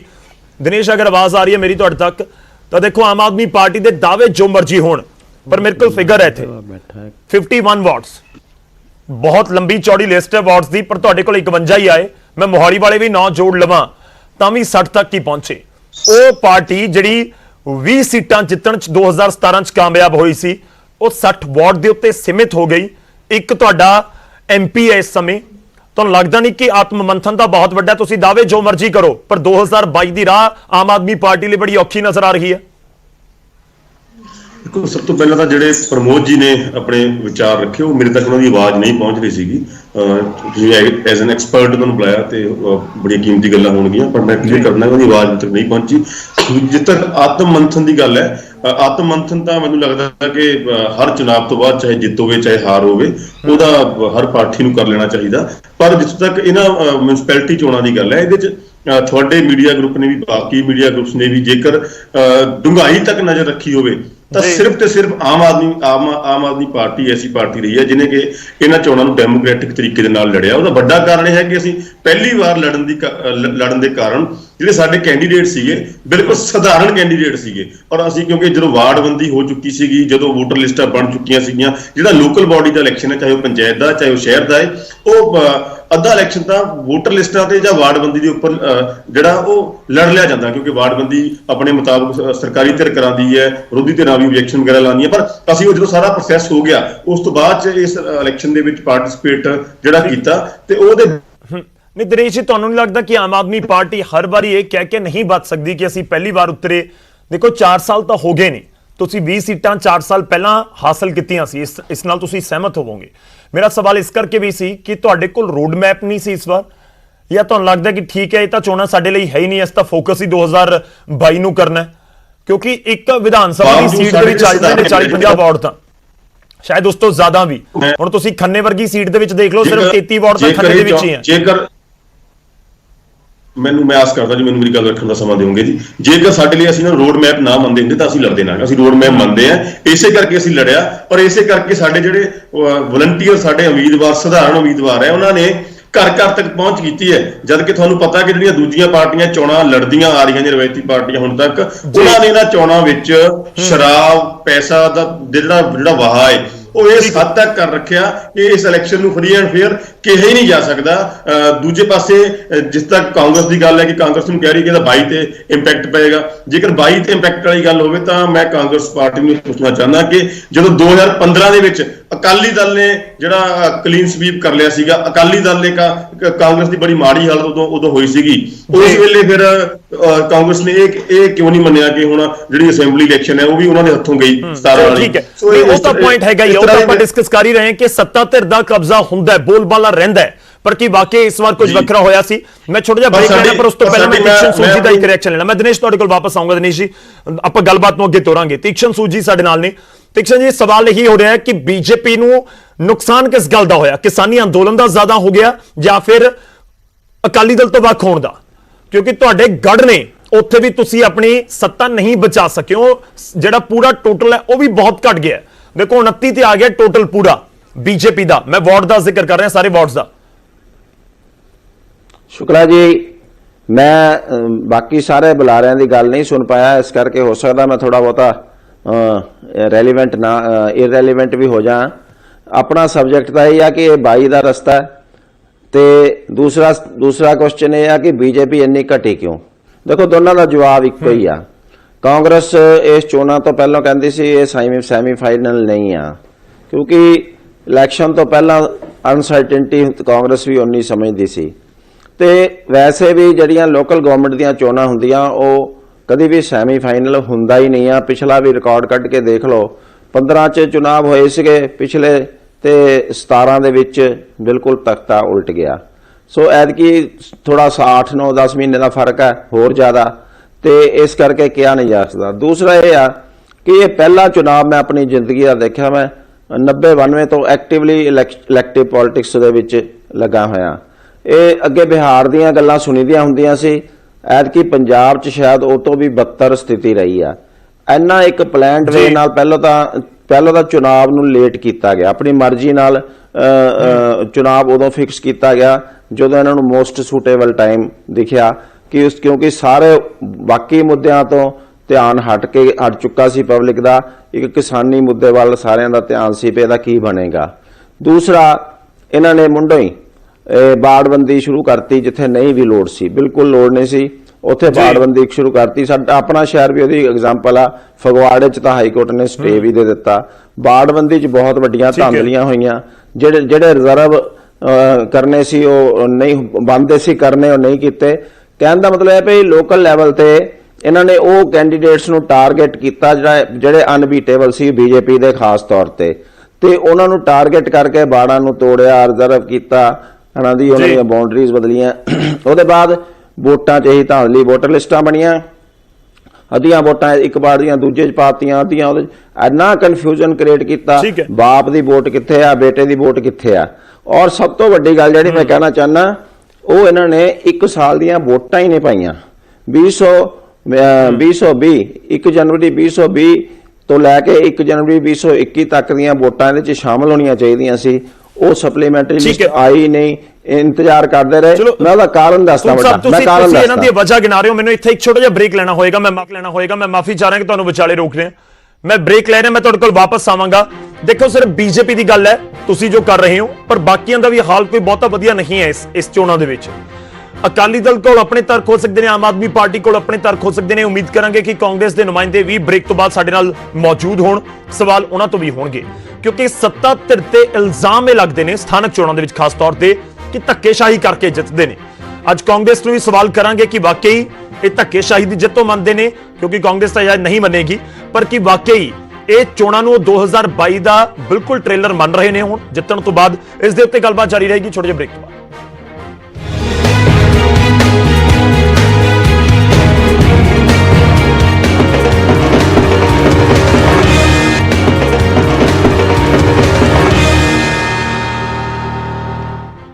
ਵਾਰੀ ਸਾਡੇ ਅੱਜ ਦੇ ਸਵਾਲ ਦੀ ਹੈ ਜੋ ਅਸੀਂ ਆਪਣੇ ਦਰਸ਼ਕਾਂ ਨੂੰ ਪੁੱਛ ਰਹੇ ਹਾਂ। ਸਥਾਨਕ ਚੋਣਾਂ ਦੇ ਨਤੀਜੇ ਸਾਡੇ ਸਭ ਦੇ ਸਾਹਮਣੇ ਨੇ ਤੇ ਇਸ ਵਿਚਾਲੇ ਦਾਅਵਾ ਹੋ ਰਿਹਾ ਹੈ ਕਿ 2022 ਦਾ ਇਹ ਟ੍ਰੇਲਰ ਹੈ ਜਾਂ ਸੱਤਾ ਦਾ ਸੈਮੀਫਾਈਨਲ ਸੀ। ਤੇ ਇਸ ਵਿਚਾਲੇ ਅਸੀਂ ਆਪਣੇ ਦਰਸ਼ਕਾਂ ਨੂੰ ਸਵਾਲ ਪੁੱਛ ਰਹੇ ਹਾਂ ਕਿ 11 ਮਹੀਨਿਆਂ 'ਚ ਬਦਲ ਸਕਦੀ ਹੈ ਪੰਜਾਬ ਦੀ ਸਿਆਸੀ ਤਸਵੀਰ? ਜੇਕਰ ਤੁਹਾਨੂੰ ਲੱਗਦਾ ਕਿ ਹਾਂ ਇਹ ਤਸਵੀਰ ਬਦਲ ਸਕਦੀ ਹੈ, ਜੋ ਅੱਜ ਹੈ ਉਹ 2022 ਦੇ ਵਿੱਚ ਨਹੀਂ ਹੋਏਗੀ, ਤਾਂ ਟਾਈਪ ਕਰੋ News 18 ਸਪੇਸ ਦੇ ਕੇ PH ਸਪੇਸ ਦੇ KN। ਜੇਕਰ ਤੁਹਾਨੂੰ ਲੱਗਦਾ ਹੈ ਕਿ ਜੇ ਤੁਹਾਡਾ ਜਵਾਬ ਹਾਂ ਦੇ ਵਿੱਚ ਹੈ ਤਾਂ ਟਾਈਪ ਕਰੋ News18 ਸਪੇਸ ਦੇ ਕੇ PHH ਸਪੇਸ ਦੇ ਕੇ ਬਾਈ, ਇਸ ਨੂੰ ਭੇਜ ਦਿਓ 56677 ਦੇ ਉੱਤੇ। ਅਸੀਂ ਤੁਹਾਡੀ ਰਾਏ, ਆਪਣੇ ਦਰਸ਼ਕਾਂ ਦੀ ਰਾਏ ਇਸ ਪ੍ਰੋਗਰਾਮ ਦੇ ਆਖਿਰ ਦੇ ਵਿੱਚ ਸਭ ਦੇ ਨਾਲ ਸਾਂਝੀ ਕਰਾਂਗੇ। ਇੱਕ ਹੋਰ ਛੋਟੇ ਜਿਹੇ ਬ੍ਰੇਕ ਲਈ ਰੁਕ ਰਹੇ ਹਾਂ, ਵਾਪਸ ਆਵਾਂਗੇ ਤੇ ਚਰਚਾ ਨੂੰ ਅੱਗੇ ਵਧਾਵਾਂਗੇ।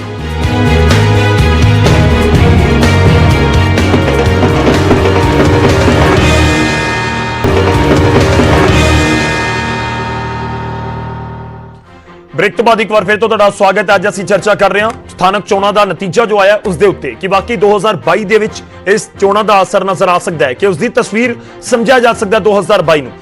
ਸਾਡੇ ਨਾਲ ਇਸ ਸੈਗਮੈਂਟ ਦੇ ਵਿੱਚ ਕਾਂਗਰਸ ਦੇ ਨੁਮਾਇੰਦੇ ਵੀ ਜੁੜ ਚੁੱਕੇ ਨੇ। ਬਣੀ ਸੰਧੂ ਸੰਧੂ ਸਾਹਿਬ, ਤੁਹਾਡਾ ਇਸ ਸੈਗਮੈਂਟ ਦੀ ਸ਼ੁਰੂਆਤ ਤੁਹਾਡੇ ਤੋਂ ਹੀ ਕਰ ਲੈਣੇ ਕਿਉਂਕਿ ਪਹਿਲੇ ਸੈਗਮੈਂਟ 'ਚ ਤੁਹਾਡੇ ਤੇ ਵੀ ਬਹੁਤ ਸਾਰੇ ਇਲਜ਼ਾਮ ਲੱਗੇ। ਪਰ ਮੇਰਾ ਪਹਿਲਾ ਸਵਾਲ 2022 ਦੇ ਨਾਲ ਕਿਉਂ ਜੋੜ ਰਹੀ ਹੈ ਕਾਂਗਰਸ, ਕਿਵੇਂ ਜੋੜ ਰਹੀ ਹੈ ਕਾਂਗਰਸ?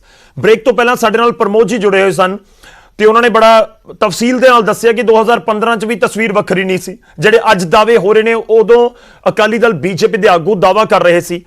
ਅੱਜ ਕਾਂਗਰਸ ਨੂੰ ਕਿਵੇਂ ਲੱਗਦਾ ਕਿ 2022 ਤਾਂ ਬਸ ਸਾਡਾ ਹੀ ਹੋ ਗਿਆ ਹੁਣ?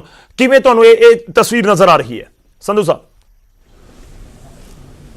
ਇਹ ਦੇਖੋ, ਇਹ ਪਰਫਾਰਮੈਂਸ ਦੀ ਗੱਲ ਹੋ ਰਹੀ ਹੈ। ਪਰਫਾਰਮੈਂਸ ਤੇ ਅੱਜ ਦੀ ਡੇਟ ਦੇ ਵਿੱਚ ਪੰਜਾਬ ਦੇ ਲੋਕਾਂ ਨੇ ਬਹੁਤ ਸੋਹਣਾ ਇੱਕ ਫਤਵਾ ਦਿੱਤਾ ਹੈਗਾ, ਪਰਫਾਰਮੈਂਸ ਬੇਸਡ ਫਤਵਾ ਦਿੱਤਾ ਹੈਗਾ ਔਰ ਦਰਕਿਨਾਰ ਕਰਕੇ ਰੱਖ ਦਿੱਤਾ ਹੈਗਾ ਜਿਹੜੇ ਹੈ ਨੇ ਬੀਜੇਪੀ ਵਾਲੇ ਤੇ ਅਕਾਲੀ ਦਲ ਨੂੰ ਜੀ। ਲੋਕਾਂ ਨੂੰ ਅਜੇ ਭੁੱਲਿਆ ਨਹੀਂ ਹੈਗਾ ਇਹਨਾਂ ਦਾ ਮਿਸ ਗਵਰਨੈਂਸ ਤੇ ਇਹਨਾਂ ਦਾ ਗੁੰਡਾ ਰਾਜ ਅਜੇ ਤੱਕ ਭੁੱਲਿਆ ਨਹੀਂ ਹੈਗਾ। ਸੋ ਇਸ ਕਰਕੇ ਔਰ ਜਿਹੜਾ ਪੋਜ਼ਿਟਿਵਿਟੀ ਦੇ ਰਾਹ ਤੇ ਪੰਜਾਬ ਨੂੰ ਕੈਪਟਨ ਸਾਹਿਬ ਨੇ ਲੈ ਕੇ ਗਏ ਨੇ ਹੁਣ ਪੰਜਾਬ ਨੂੰ, ਉਸ ਚੀਜ਼ ਨੂੰ ਲੋਕ ਕੰਟੀਨਿਊਟੀ ਦੇ ਵਿੱਚ ਦੇਖਣਾ ਚਾਹੁੰਦੇ ਨੇ ਔਰ ਲੋਕਾਂ ਨੇ ਉਸੇ ਦੇ ਹੱਕ ਦੇ ਵਿੱਚ ਫੈਸਲਾ ਦਿੱਤਾ ਹੈਗਾ। ਸੀਐਮ ਸਾਹਿਬ ਦੇ ਜਿਹੜੇ ਪਿਛਲੇ 4.5 ਸਾਲ ਦੇ ਕੰਮ ਹੋਏ ਨੇ ਉਹਨਾਂ ਦੀ ਕੰਮਾਂ ਦੇ ਉੱਤੇ ਮੋਹਰ ਲਗਾਈ ਹੈਗੀ ਹੈ ਔਰ ਅੱਗੇ ਵਾਸਤੇ ਅਸੀਂ ਐਕਸਪੈਕਟ ਕਰਾਂਗੇ ਕਿ ਅਸੀਂ ਕੰਮ ਕਰਾਂਗੇ ਔਰ ਅਸੀਂ ਐਕਸਪੈਕਟ ਕਰਾਂਗੇ ਕਿ ਲੋਕਾਂ ਤੋਂ ਅਸੀਂ ਦੁਬਾਰਾ ਇਹ ਫਤਵਾ। ਤੁਸੀਂ ਸੈਮੀਫਾਈਨਲ ਨਹੀਂ ਮੰਨ ਰਹੇ ਸੀ ਇਹਨੂੰ, ਤੁਹਾਨੂੰ ਲੱਗਦਾ ਸੀ ਕਿ ਸੈਮੀਫਾਈਨਲ ਹੈ ਤੇ ਤੁਸੀਂ ਜਿੱਤ ਲਿਆ? ਨਹੀਂ, ਕਾਂਗਰਸ ਪਾਰਟੀ ਤਾਂ ਸਦਾ ਹੀ ਇਲੈਕਸ਼ਨ ਲਈ ਤਿਆਰ ਰਹਿੰਦੀ ਹੈ ਔਰ ਕਾਂਗਰਸ ਦਾ ਮੋਟਿਵ ਸੈਮੀਫਾਈਨਲ ਜਾਂ ਕੁਆਟਰ ਫਾਈਨਲ ਮੰਨਣਾ ਨਹੀਂ ਹੈਗਾ। ਅਸੀਂ ਤਾਂ ਕੰਮ ਕਰਨ ਦੀ ਬਿਲੀਵ ਕਰ ਰਹੇ ਹਾਂ ਔਰ ਕੰਮ ਕਰਾਂਗੇ ਔਰ ਉਸ ਚੀਜ਼ ਨੂੰ ਅੱਗੇ ਲੈ ਕੇ ਜਾਵਾਂਗੇ। ਸਾਡੇ ਨਾਲ Akali Dal semifinal, quarter final, ਇਹ ਚੀਜ਼ਾਂ ਸਾਰੀਆਂ ਠੀਕ ਹੈ। ਮੈਂ ਤੁਹਾਡੇ ਕੋਲ ਵਾਪਸ ਆਉਣਾ, ਪਰ ਬਾਕੀ ਮਹਿਮਾਨਾਂ ਨੂੰ ਨਾਲ ਜੋੜ ਲਈਏ ਕਿਉਂਕਿ ਤੁਹਾਡੇ ਉੱਤੇ ਬਹੁਤ ਸਾਰੇ ਇਲਜ਼ਾਮ ਨੇ। ਤਾਰਨੀ ਸਾਹਿਬ, ਤੁਸੀਂ ਜੋ ਮਰਜ਼ੀ ਕਹੋ, ਕਾਂਗਰਸ ਕਹਿੰਦੀ ਹੈ ਕਿ ਦੇਖੋ ਅਸੀਂ ਕੰਮ ਕਰਿਆ ਸੀ, ਲੋਕਾਂ ਨੇ ਨਤੀਜਾ ਦੱਸ ਦਿੱਤਾ, ਫੈਸਲਾ ਸਾਡੇ ਹੱਕ ਦੇ ਵਿੱਚ ਸੁਣਾ ਦਿੱਤਾ। ਤੁਸੀਂ ਕਹਿ ਰਹੇ ਹੋ ਕਿ ਨਹੀਂ ਜੀ, ਕਈ ਥਾਵਾਂ ਦੇ ਉੱਤੇ ਪਰਚੇ ਰੱਦ ਹੋ ਗਏ, ਕਈ ਥਾਵਾਂ ਤੇ ਕੁਝ ਹੋਰ ਹੋਇਆ ਹੈ, ਧੱਕੇਸ਼ਾਹੀ ਹੋਈ ਹੈ, ਪਰ ਕਾਂਗਰਸ ਕਹਿੰਦੀ ਅਸੀਂ ਕੰਮ ਕੀਤਾ ਸੀ, ਨਤੀਜਾ ਤੁਹਾਡੇ ਸਾਹਮਣੇ ਹੈ। ਗੌਰਵ ਜੀ, ਮੈਂ ਤੁਹਾਨੂੰ ਇੱਕ ਛੋਟਾ ਜਿਹਾ ਕੁਐਸਚਨ ਕਰਦਾ ਹਾਂ। ਸਾਡੇ ਸਰਹੰਦ ਦੇ ਵਿੱਚ ਇੱਕ ਸਾਬਕਾ ਐਮਸੀ ਸੀ ਜਿਹੜਾ ਕਈ ਸਾਲ ਤੋਂ ਬਣਦਾ ਆ ਰਿਹਾ ਲਗਾਤਾਰ। ਉਹ ਇੱਕ ਘਰ ਦੇ ਵਿੱਚ ਕਿਰਾਏ ਤੇ ਰਹਿੰਦਾ ਹੈ। ਜਿਹੜਾ ਮਾਲਕ ਹੈਗਾ ਉਸ ਦਾ ਸੈਪਟਿਕ ਟੈਂਕ ਹੈ ਜਿਹੜਾ ਉਹ ਸੜਕ ਦੇ ਵਿੱਚ ਪੱਟਿਆ ਵਾ। ਤੁਸੀਂ ਇਹ ਦੱਸੋ ਵੀ ਪਰਚਾ ਰੱਦ ਕਰਨ ਦੀ ਇਹ ਵਜ੍ਹਾ ਬਣਦੀ ਹੈ? ਜਿਹੜਾ ਐਮਸੀ ਆ ਉਹ ਕਿਰਾਏ ਤੇ ਆ, ਮਾਲਕ ਦਾ ਪੱਟਿਆ ਵਾ ਹੈਗਾ, ਤੁਸੀਂ ਇਹ ਦੱਸੋ ਵੀ ਉਹਦਾ ਪਰਚਾ ਕਿਵੇਂ ਰੱਦ ਹੋ ਸਕਦਾ? ਨੰਬਰ 2 ਤੇ ਮਿਊਨਿਸਪਲ ਕਮੇਟੀ ਦੀਆਂ 150 ਵੋਟ ਬਣਦੀ ਹੈ, ਉਹਦੀ ਜਿਹੜੀ ਵੋਟ ਦੀ ਲਿਸਟ ਹੈਗੀ ਆ ਉਹ ਕਾਂਗਰਸ ਦੇ ਨੁਮਾਇੰਦੇ ਤਾਂ ਦੇ ਦਿੱਤੀ ਜਾਂਦੀ ਹੈਗੀ ਆ ਔਰ ਜਿਹੜਾ ਅਕਾਲੀ ਦਲ ਦਾ ਹੈਗਾ ਉਹਨੂੰ ਜਿਹੜਾ ਹੈਗਾ ਇੱਕ ਦਿਨ ਪਹਿਲਾਂ ਰਾਤ ਨੂੰ ਦਿੱਤੀ ਜਾਂਦੀ ਹੈਗੀ ਆ। 150 ਬੰਦੇ ਨੂੰ ਤੁਸੀਂ ਕਿੱਥੇ ਕਵਰ ਕਰ ਲਓਗੇ? ਇੰਨੀਆਂ ਜੀ ਇੱਕ ਨਹੀਂ, ਬਹੁਤ ਸਾਰੀਆਂ ਘਟਨਾਵਾਂ ਹੈਗੀਆਂ। ਦੂਸਰੀ ਗੱਲ ਜਿਹੜੀਆਂ ਬਾਕੀ ਦੀਆਂ, ਦੇਖੋ ਜਿੱਥੋਂ ਤੱਕ ਇਹ ਕਹਿ ਰਹੇ ਆ ਨਾ ਬਈ ਰਾਮ ਰਾਜ ਇਹਨਾਂ ਨੇ ਸਥਾਪਿਤ ਕਰਿਆ, ਇਹ ਬਣੀ ਜੀ ਮੈਨੂੰ ਦੱਸ ਦੇਣਾ। ਕੁਛ ਦਿਨ ਪਹਿਲਾਂ ਫਰੀਦਕੋਟ ਦੇ ਵਿੱਚ ਇਹਨਾਂ ਦੇ ਯੂਥ ਕਾਂਗਰਸ ਦੇ ਪ੍ਰਧਾਨ ਦੇ 11 ਗੋਲੀਆਂ ਮਾਰੀਆਂ ਗਈਆਂ। ਇਹ ਇਹਨਾਂ ਦਾ ਰਾਮ ਰਾਜ ਹੈ। ਇਹ ਆਪਣੇ ਮਾਰਨੇ ਸ਼ੁਰੂ ਕਰਤੇ ਇਹਨਾਂ ਨੇ। ਉਹ ਤੋਂ ਪਹਿਲਾਂ ਸੁਖਬੀਰ ਬਾਦਲ ਜੀ ਤੇ ਜਿਹੜੀ ਹੈਗੀ ਆ ਇੱਟਾਂ ਰੋੜੇ ਵਰਸਾਏ ਸੀ, ਫਾਇਰਿੰਗ ਕੀਤੀ ਸੀ। ਉਹ ਤੋਂ ਬਾਅਦ ਜਿਹੜਾ ਹੈਗਾ ਭਿੱਖੀ ਪਿੰਡ ਦੇ ਵਿੱਚ ਤਾਰਨੀ ਸਾਹਿਬ ਜਵਾਬ ਲੈ ਲਈਏ ਇੱਕ ਵਾਰ। ਮੈਂ ਉਸ ਤੋਂ ਬਾਅਦ ਸੂਦ ਸਾਹਿਬ ਕੋਲ ਜਾਊਂਗਾ, ਮੈਂ ਤੀਕਸ਼ਣ ਜੀ ਕੋਲ ਜਾਊਂਗਾ। ਮੈਂ ਇੱਕ ਜਵਾਬ ਲੈ ਲਾ ਛੋਟਾ ਜਿਹਾ, ਆਪਾਂ ਜਵਾਬ ਲੈ ਲਈਏ। ਸੰਧੂ ਸਾਹਿਬ, ਧੱਕਾਸ਼ਾਹੀ ਹੋਈ ਹੈ ਇਸ ਕਰਕੇ ਚੋਣ ਜਿੱਤੇ ਹੋ, ਅਕਾਲੀ ਦਲ ਦਾ ਇਲਜ਼ਾਮ ਸਿੱਧਾ ਜਾਏ। ਬੀਜੇਪੀ ਵਾਲੇ ਕਹਿ ਰਹੇ ਸੀ ਇਸ ਤੋਂ ਪਹਿਲਾਂ ਤੀਕਸ਼ਣ ਜੀ ਜੋ ਬ੍ਰੇਕ ਤੋਂ ਪਹਿਲਾਂ ਉਹ ਕਹਿੰਦੇ ਕਿ ਵੋਟਬੰਦੀ ਇਸ ਤਰੀਕੇ ਨਾਲ ਕਰ ਦਿੱਤੀ ਕਿ ਕਿਸ ਦੀਆਂ ਵੋਟਾਂ ਕਿੱਥੇ ਆ ਪਤਾ ਹੀ ਨਹੀਂ। ਇਸ ਤਰੀਕੇ ਦੇ ਨਾਲ ਪਲਾਨ ਕੀਤਾ ਗਿਆ ਸਾਰਾ ਕੁਝ ਕਿ ਸਾਡੇ ਹਿੱਸੇ ਆ ਜਾਏ ਸਾਰਾ ਕੁਝ। ਗੌਰਵ ਜੀ, ਗੱਲ ਇਹ ਹੈ ਮੈਂ ਇਹਨਾਂ ਤੇ ਮੈਨੂੰ ਥੋੜਾ ਜਿਹਾ ਤਰਸ ਵੀ ਆ ਰਿਹਾ ਹੈ ਕਿ ਇਹਨਾਂ ਨੂੰ ਨਾਚ ਨਾ ਜਾਣੇ ਆਂਗਨ ਟੇੜਾ ਦੀ ਗੱਲ, ਪਹਿਲੀ ਗੱਲ ਤਾਂ ਇਹ ਕਰ ਰਹੇ ਨੇ, ਨਾਚ ਨਾ ਜਾਣੇ ਆਂਗਨ ਟੇੜਾ। ਦੂਸਰੀ ਗੱਲ, ਜੇ ਗੌਰਵ ਜੀ ਧੱਕੇਸ਼ਾਹੀ ਹੁੰਦੀ ਜਾਂ ਐਡਮਿਨਿਸਟ੍ਰੇਟਿਵਲੀ ਅਸੀਂ ਕੋਈ ਧੱਕੇਸ਼ਾਹੀ ਦਾ ਜਿਹੜਾ ਪ੍ਰੋਸੀਜਰ ਅਡਾਪਟ ਹੋਇਆ ਹੁੰਦਾ ਨਾ, ਫਿਰ ਭਾਈ ਸਾਹਿਬ ਇਹਨਾਂ ਨੂੰ ਪੁੱਛੋ ਕਿ ਸਾਡੇ ਸਿਟਿੰਗ ਐਮਐਲਏ ਦੀ ਵਾਈਫ ਹਾਰ ਗਈ, ਸਿਟਿੰਗ ਕੈਬਨਿਟ ਮਿਨਿਸਟਰ ਦਾ ਬ੍ਰਦਰ ਹਾਰ ਗਿਆ, ਠੀਕ ਹੈ, ਇਦਾਂ ਦੇ ਹੋਰ ਕਈ ਐਗਜ਼ਾਮਪਲ ਨੇ। ਜੇ ਧੱਕੇਸ਼ਾਹੀ ਅਸੀਂ ਕਰਨੀ ਹੁੰਦੀ, ਜੇ 117 ਹਲਕਿਆਂ 'ਚ ਕਰ ਲਈ ਸੀਗੀ ਤੇ 2 ਹਲਕਿਆਂ 'ਚ ਅਸੀਂ ਨਾ ਕਰਦੇ। 2 ਸੀਟਾਂ ਅਸੀਂ ਇੱਥੇ ਨਿਆ ਗਰਾਊਂਡ ਸਾਈਡ ਤੇ ਹਾਰੇ ਵੀ ਹੈਗੇ ਆ। ਜੇ ਧੱਕੇਸ਼ਾਹੀ ਹੁੰਦੀ ਤਾਂ ਅਸੀਂ ਹਾਰਨ ਦਿੰਦੇ ਸੀਗੇ। ਸੋ ਇਹ ਗਲਤ ਇਲਜ਼ਾਮ ਨੇ। ਸੰਧੂ ਸਾਹਿਬ ਦੋ ਸੀਟਾਂ, 2 ਵੱਡੇ ਨਾਮ ਹਾਰਨ ਦੇ ਨਾਲ ਬਾਕੀ ਜੇ ਕੋਈ ਕੁਝ ਦੇ ਥਾਂ ਤੇ ਕੁਝ ਹੋਇਆ ਉਹ ਜਸਟੀਫਾਈ ਤਾਂ ਨਹੀਂ ਹੋ ਸਕਦਾ ਨਾ, ਉਹ ਜਸਟੀਫਾਈ ਨਹੀਂ ਹੋ ਸਕਦਾ। ਤੁਸੀਂ ਕਹੋਗੇ ਠੀਕ ਹੈ ਜੀ ਹਰਜੋਤ ਕਮਲ ਸਾਡੇ ਐਮਐਲਏ ਨੇ, ਉਹਨਾਂ ਦੀ ਪਤਨੀ ਹਾਰ ਗਈ, ਅਸੀਂ ਉੱਥੇ ਵੀ ਧੱਕਾ ਕਰ ਲੈਂਦੇ, ਬਾਕੀ ਜੇ ਕੋਈ ਹੋਰ ਕਿਤੇ ਕੁਝ ਹੋਇਆ ਤਾਂ ਉਹ ਜਸਟੀਫਾਈ ਤਾਂ ਨਹੀਂ ਹੋ ਸਕਦਾ। ਮੈਨੂੰ ਕੰਪਲੀਟ ਹਾਂ ਪਲੀਜ਼ ਤੁਸੀਂ ਕੰਪਲੀਟ ਮੇਰੀ ਗੱਲ ਸੁਣੋ। ਮੈਂ ਤਾਂ ਇੱਕ ਐਗਜ਼ਾਮਪਲ ਦੇ ਰਿਹਾ ਹਾਂ ਵੀ ਜੇ ਧੱਕੇਸ਼ਾਹੀ ਉਹ ਕਰਨੀ ਹੁੰਦੀ ਫਿਰ ਉੱਥੇ ਵੀ ਕਰਦੇ। ਸੋ ਇਹ ਗਲਤ ਇਲਜ਼ਾਮਬਾਜ਼ੀ ਹੈਗੀ ਹੈ, ਇਹਦਾ ਇਰਰੈਲੇਵੈਂਟ ਇਲਜ਼ਾਮਬਾਜ਼ੀ ਹੈਗੀ ਹੈ। ਗੱਲ ਇਹ ਹੈ, ਇਹ ਆਪਸ ਚ ਆਪਣੇ ਅੰਦਰ ਝਾਕਣ ਪਹਿਲਾਂ ਵੀ ਸਰਦਾਰ ਸੁਖਬੀਰ ਸਿੰਘ ਬਾਦਲ ਘਰ ਘਰ ਫਿਰੇ ਨੇ, ਘਰ ਘਰ ਮੋਹਾਲੀ ਫਿਰੇ ਨੇ, ਘਰ ਘਰ ਮੋਹਾਲੀ, ਤੇ ਮੋਹਾਲੀ ਇਹਨਾਂ ਦਾ ਖਾਤਾ ਤੱਕ ਨਹੀਂ ਖੁੱਲਿਆ। ਜਲਾਲਾਬਾਦ ਜਿੱਥੇ ਉਹ ਕਹਿੰਦੇ ਸੀ ਵੀ ਜਲਾਲਾਬਾਦ ਆਪਾਂ ਛੋਟੇ ਜਿਹੇ ਰਿਐਕਸ਼ਨ ਲੈ ਲਈਏ ਧਾਰਨੀ ਸਾਹਿਬ, ਪਹਿਲਾਂ ਐਮਐਲਏ ਹਾਰੇ ਨੇ। ਮੈਂ ਸੰਧੂ ਸਾਹਿਬ ਤੁਹਾਡੇ ਕੋਲ ਆ ਰਹੀ, ਆਪਾਂ ਛੋਟਾ ਜਿਹਾ ਰੱਖ ਲਈਏ, ਸਮਾਂ ਬਹੁਤ ਆਪਣੇ ਕੋਲ ਪੂਰਾ ਹੁੰਦਾ। ਮੈਂ ਤੀਕਸ਼ਣ ਜੀ ਦਾ ਰੁਕ ਕਰਨਾ। ਧਾਰਨੀ ਸਾਹਿਬ ਦੇਖੋ, ਮੋਹਾਲੀ ਵਾਲਾ ਤਾਂ ਕਮਾਲ ਹੋ ਗਈ। ਇਹ ਕਹਿ ਰਹੇ ਨੇ ਸਿਆਸੀ ਪੰਡਤ ਕਿ ਕਮਾਲ ਹੀ ਹੋਗੀ ਕਿ ਅਕਾਲੀ ਦਲ 0 ਬੀਜੇਪੀ 0, ਨੁਕਸਾਨ ਬਹੁਤ ਹੋ ਗਿਆ ਤੁਹਾਨੂੰ ਗੱਠਜੋੜ ਟੁੱਟਣ ਦਾ। ਧਾਰਨੀ ਜੀ ਕਿ ਤੁਸੀਂ ਬਹੁਤ ਜ਼ੋਰ ਲਗਾਇਆ। ਸੰਧੂ ਸਾਹਿਬ ਕਹਿ ਰਹੇ ਨੇ ਸੁਖਬੀਰ ਬਾਦਲ ਇੱਥੇ ਖੁਦ ਮੋਰਚਾ ਸੰਭਾਲੇ ਹੋਏ ਸੀ, ਚੰਦੂ ਮਾਜਰਾ ਜੀ ਮੋਰਚਾ ਸੰਭਾਲੇ ਹੋਏ ਸੀ, ਖਾਤਾ ਨਹੀਂ ਖੁੱਲਿਆ। ਬਿਲਕੁਲ ਦੇਖੋ, ਇਹ ਗੱਲ ਬਿਲਕੁਲ ਕਲੀਅਰ ਹੈਗੀ ਹੈ।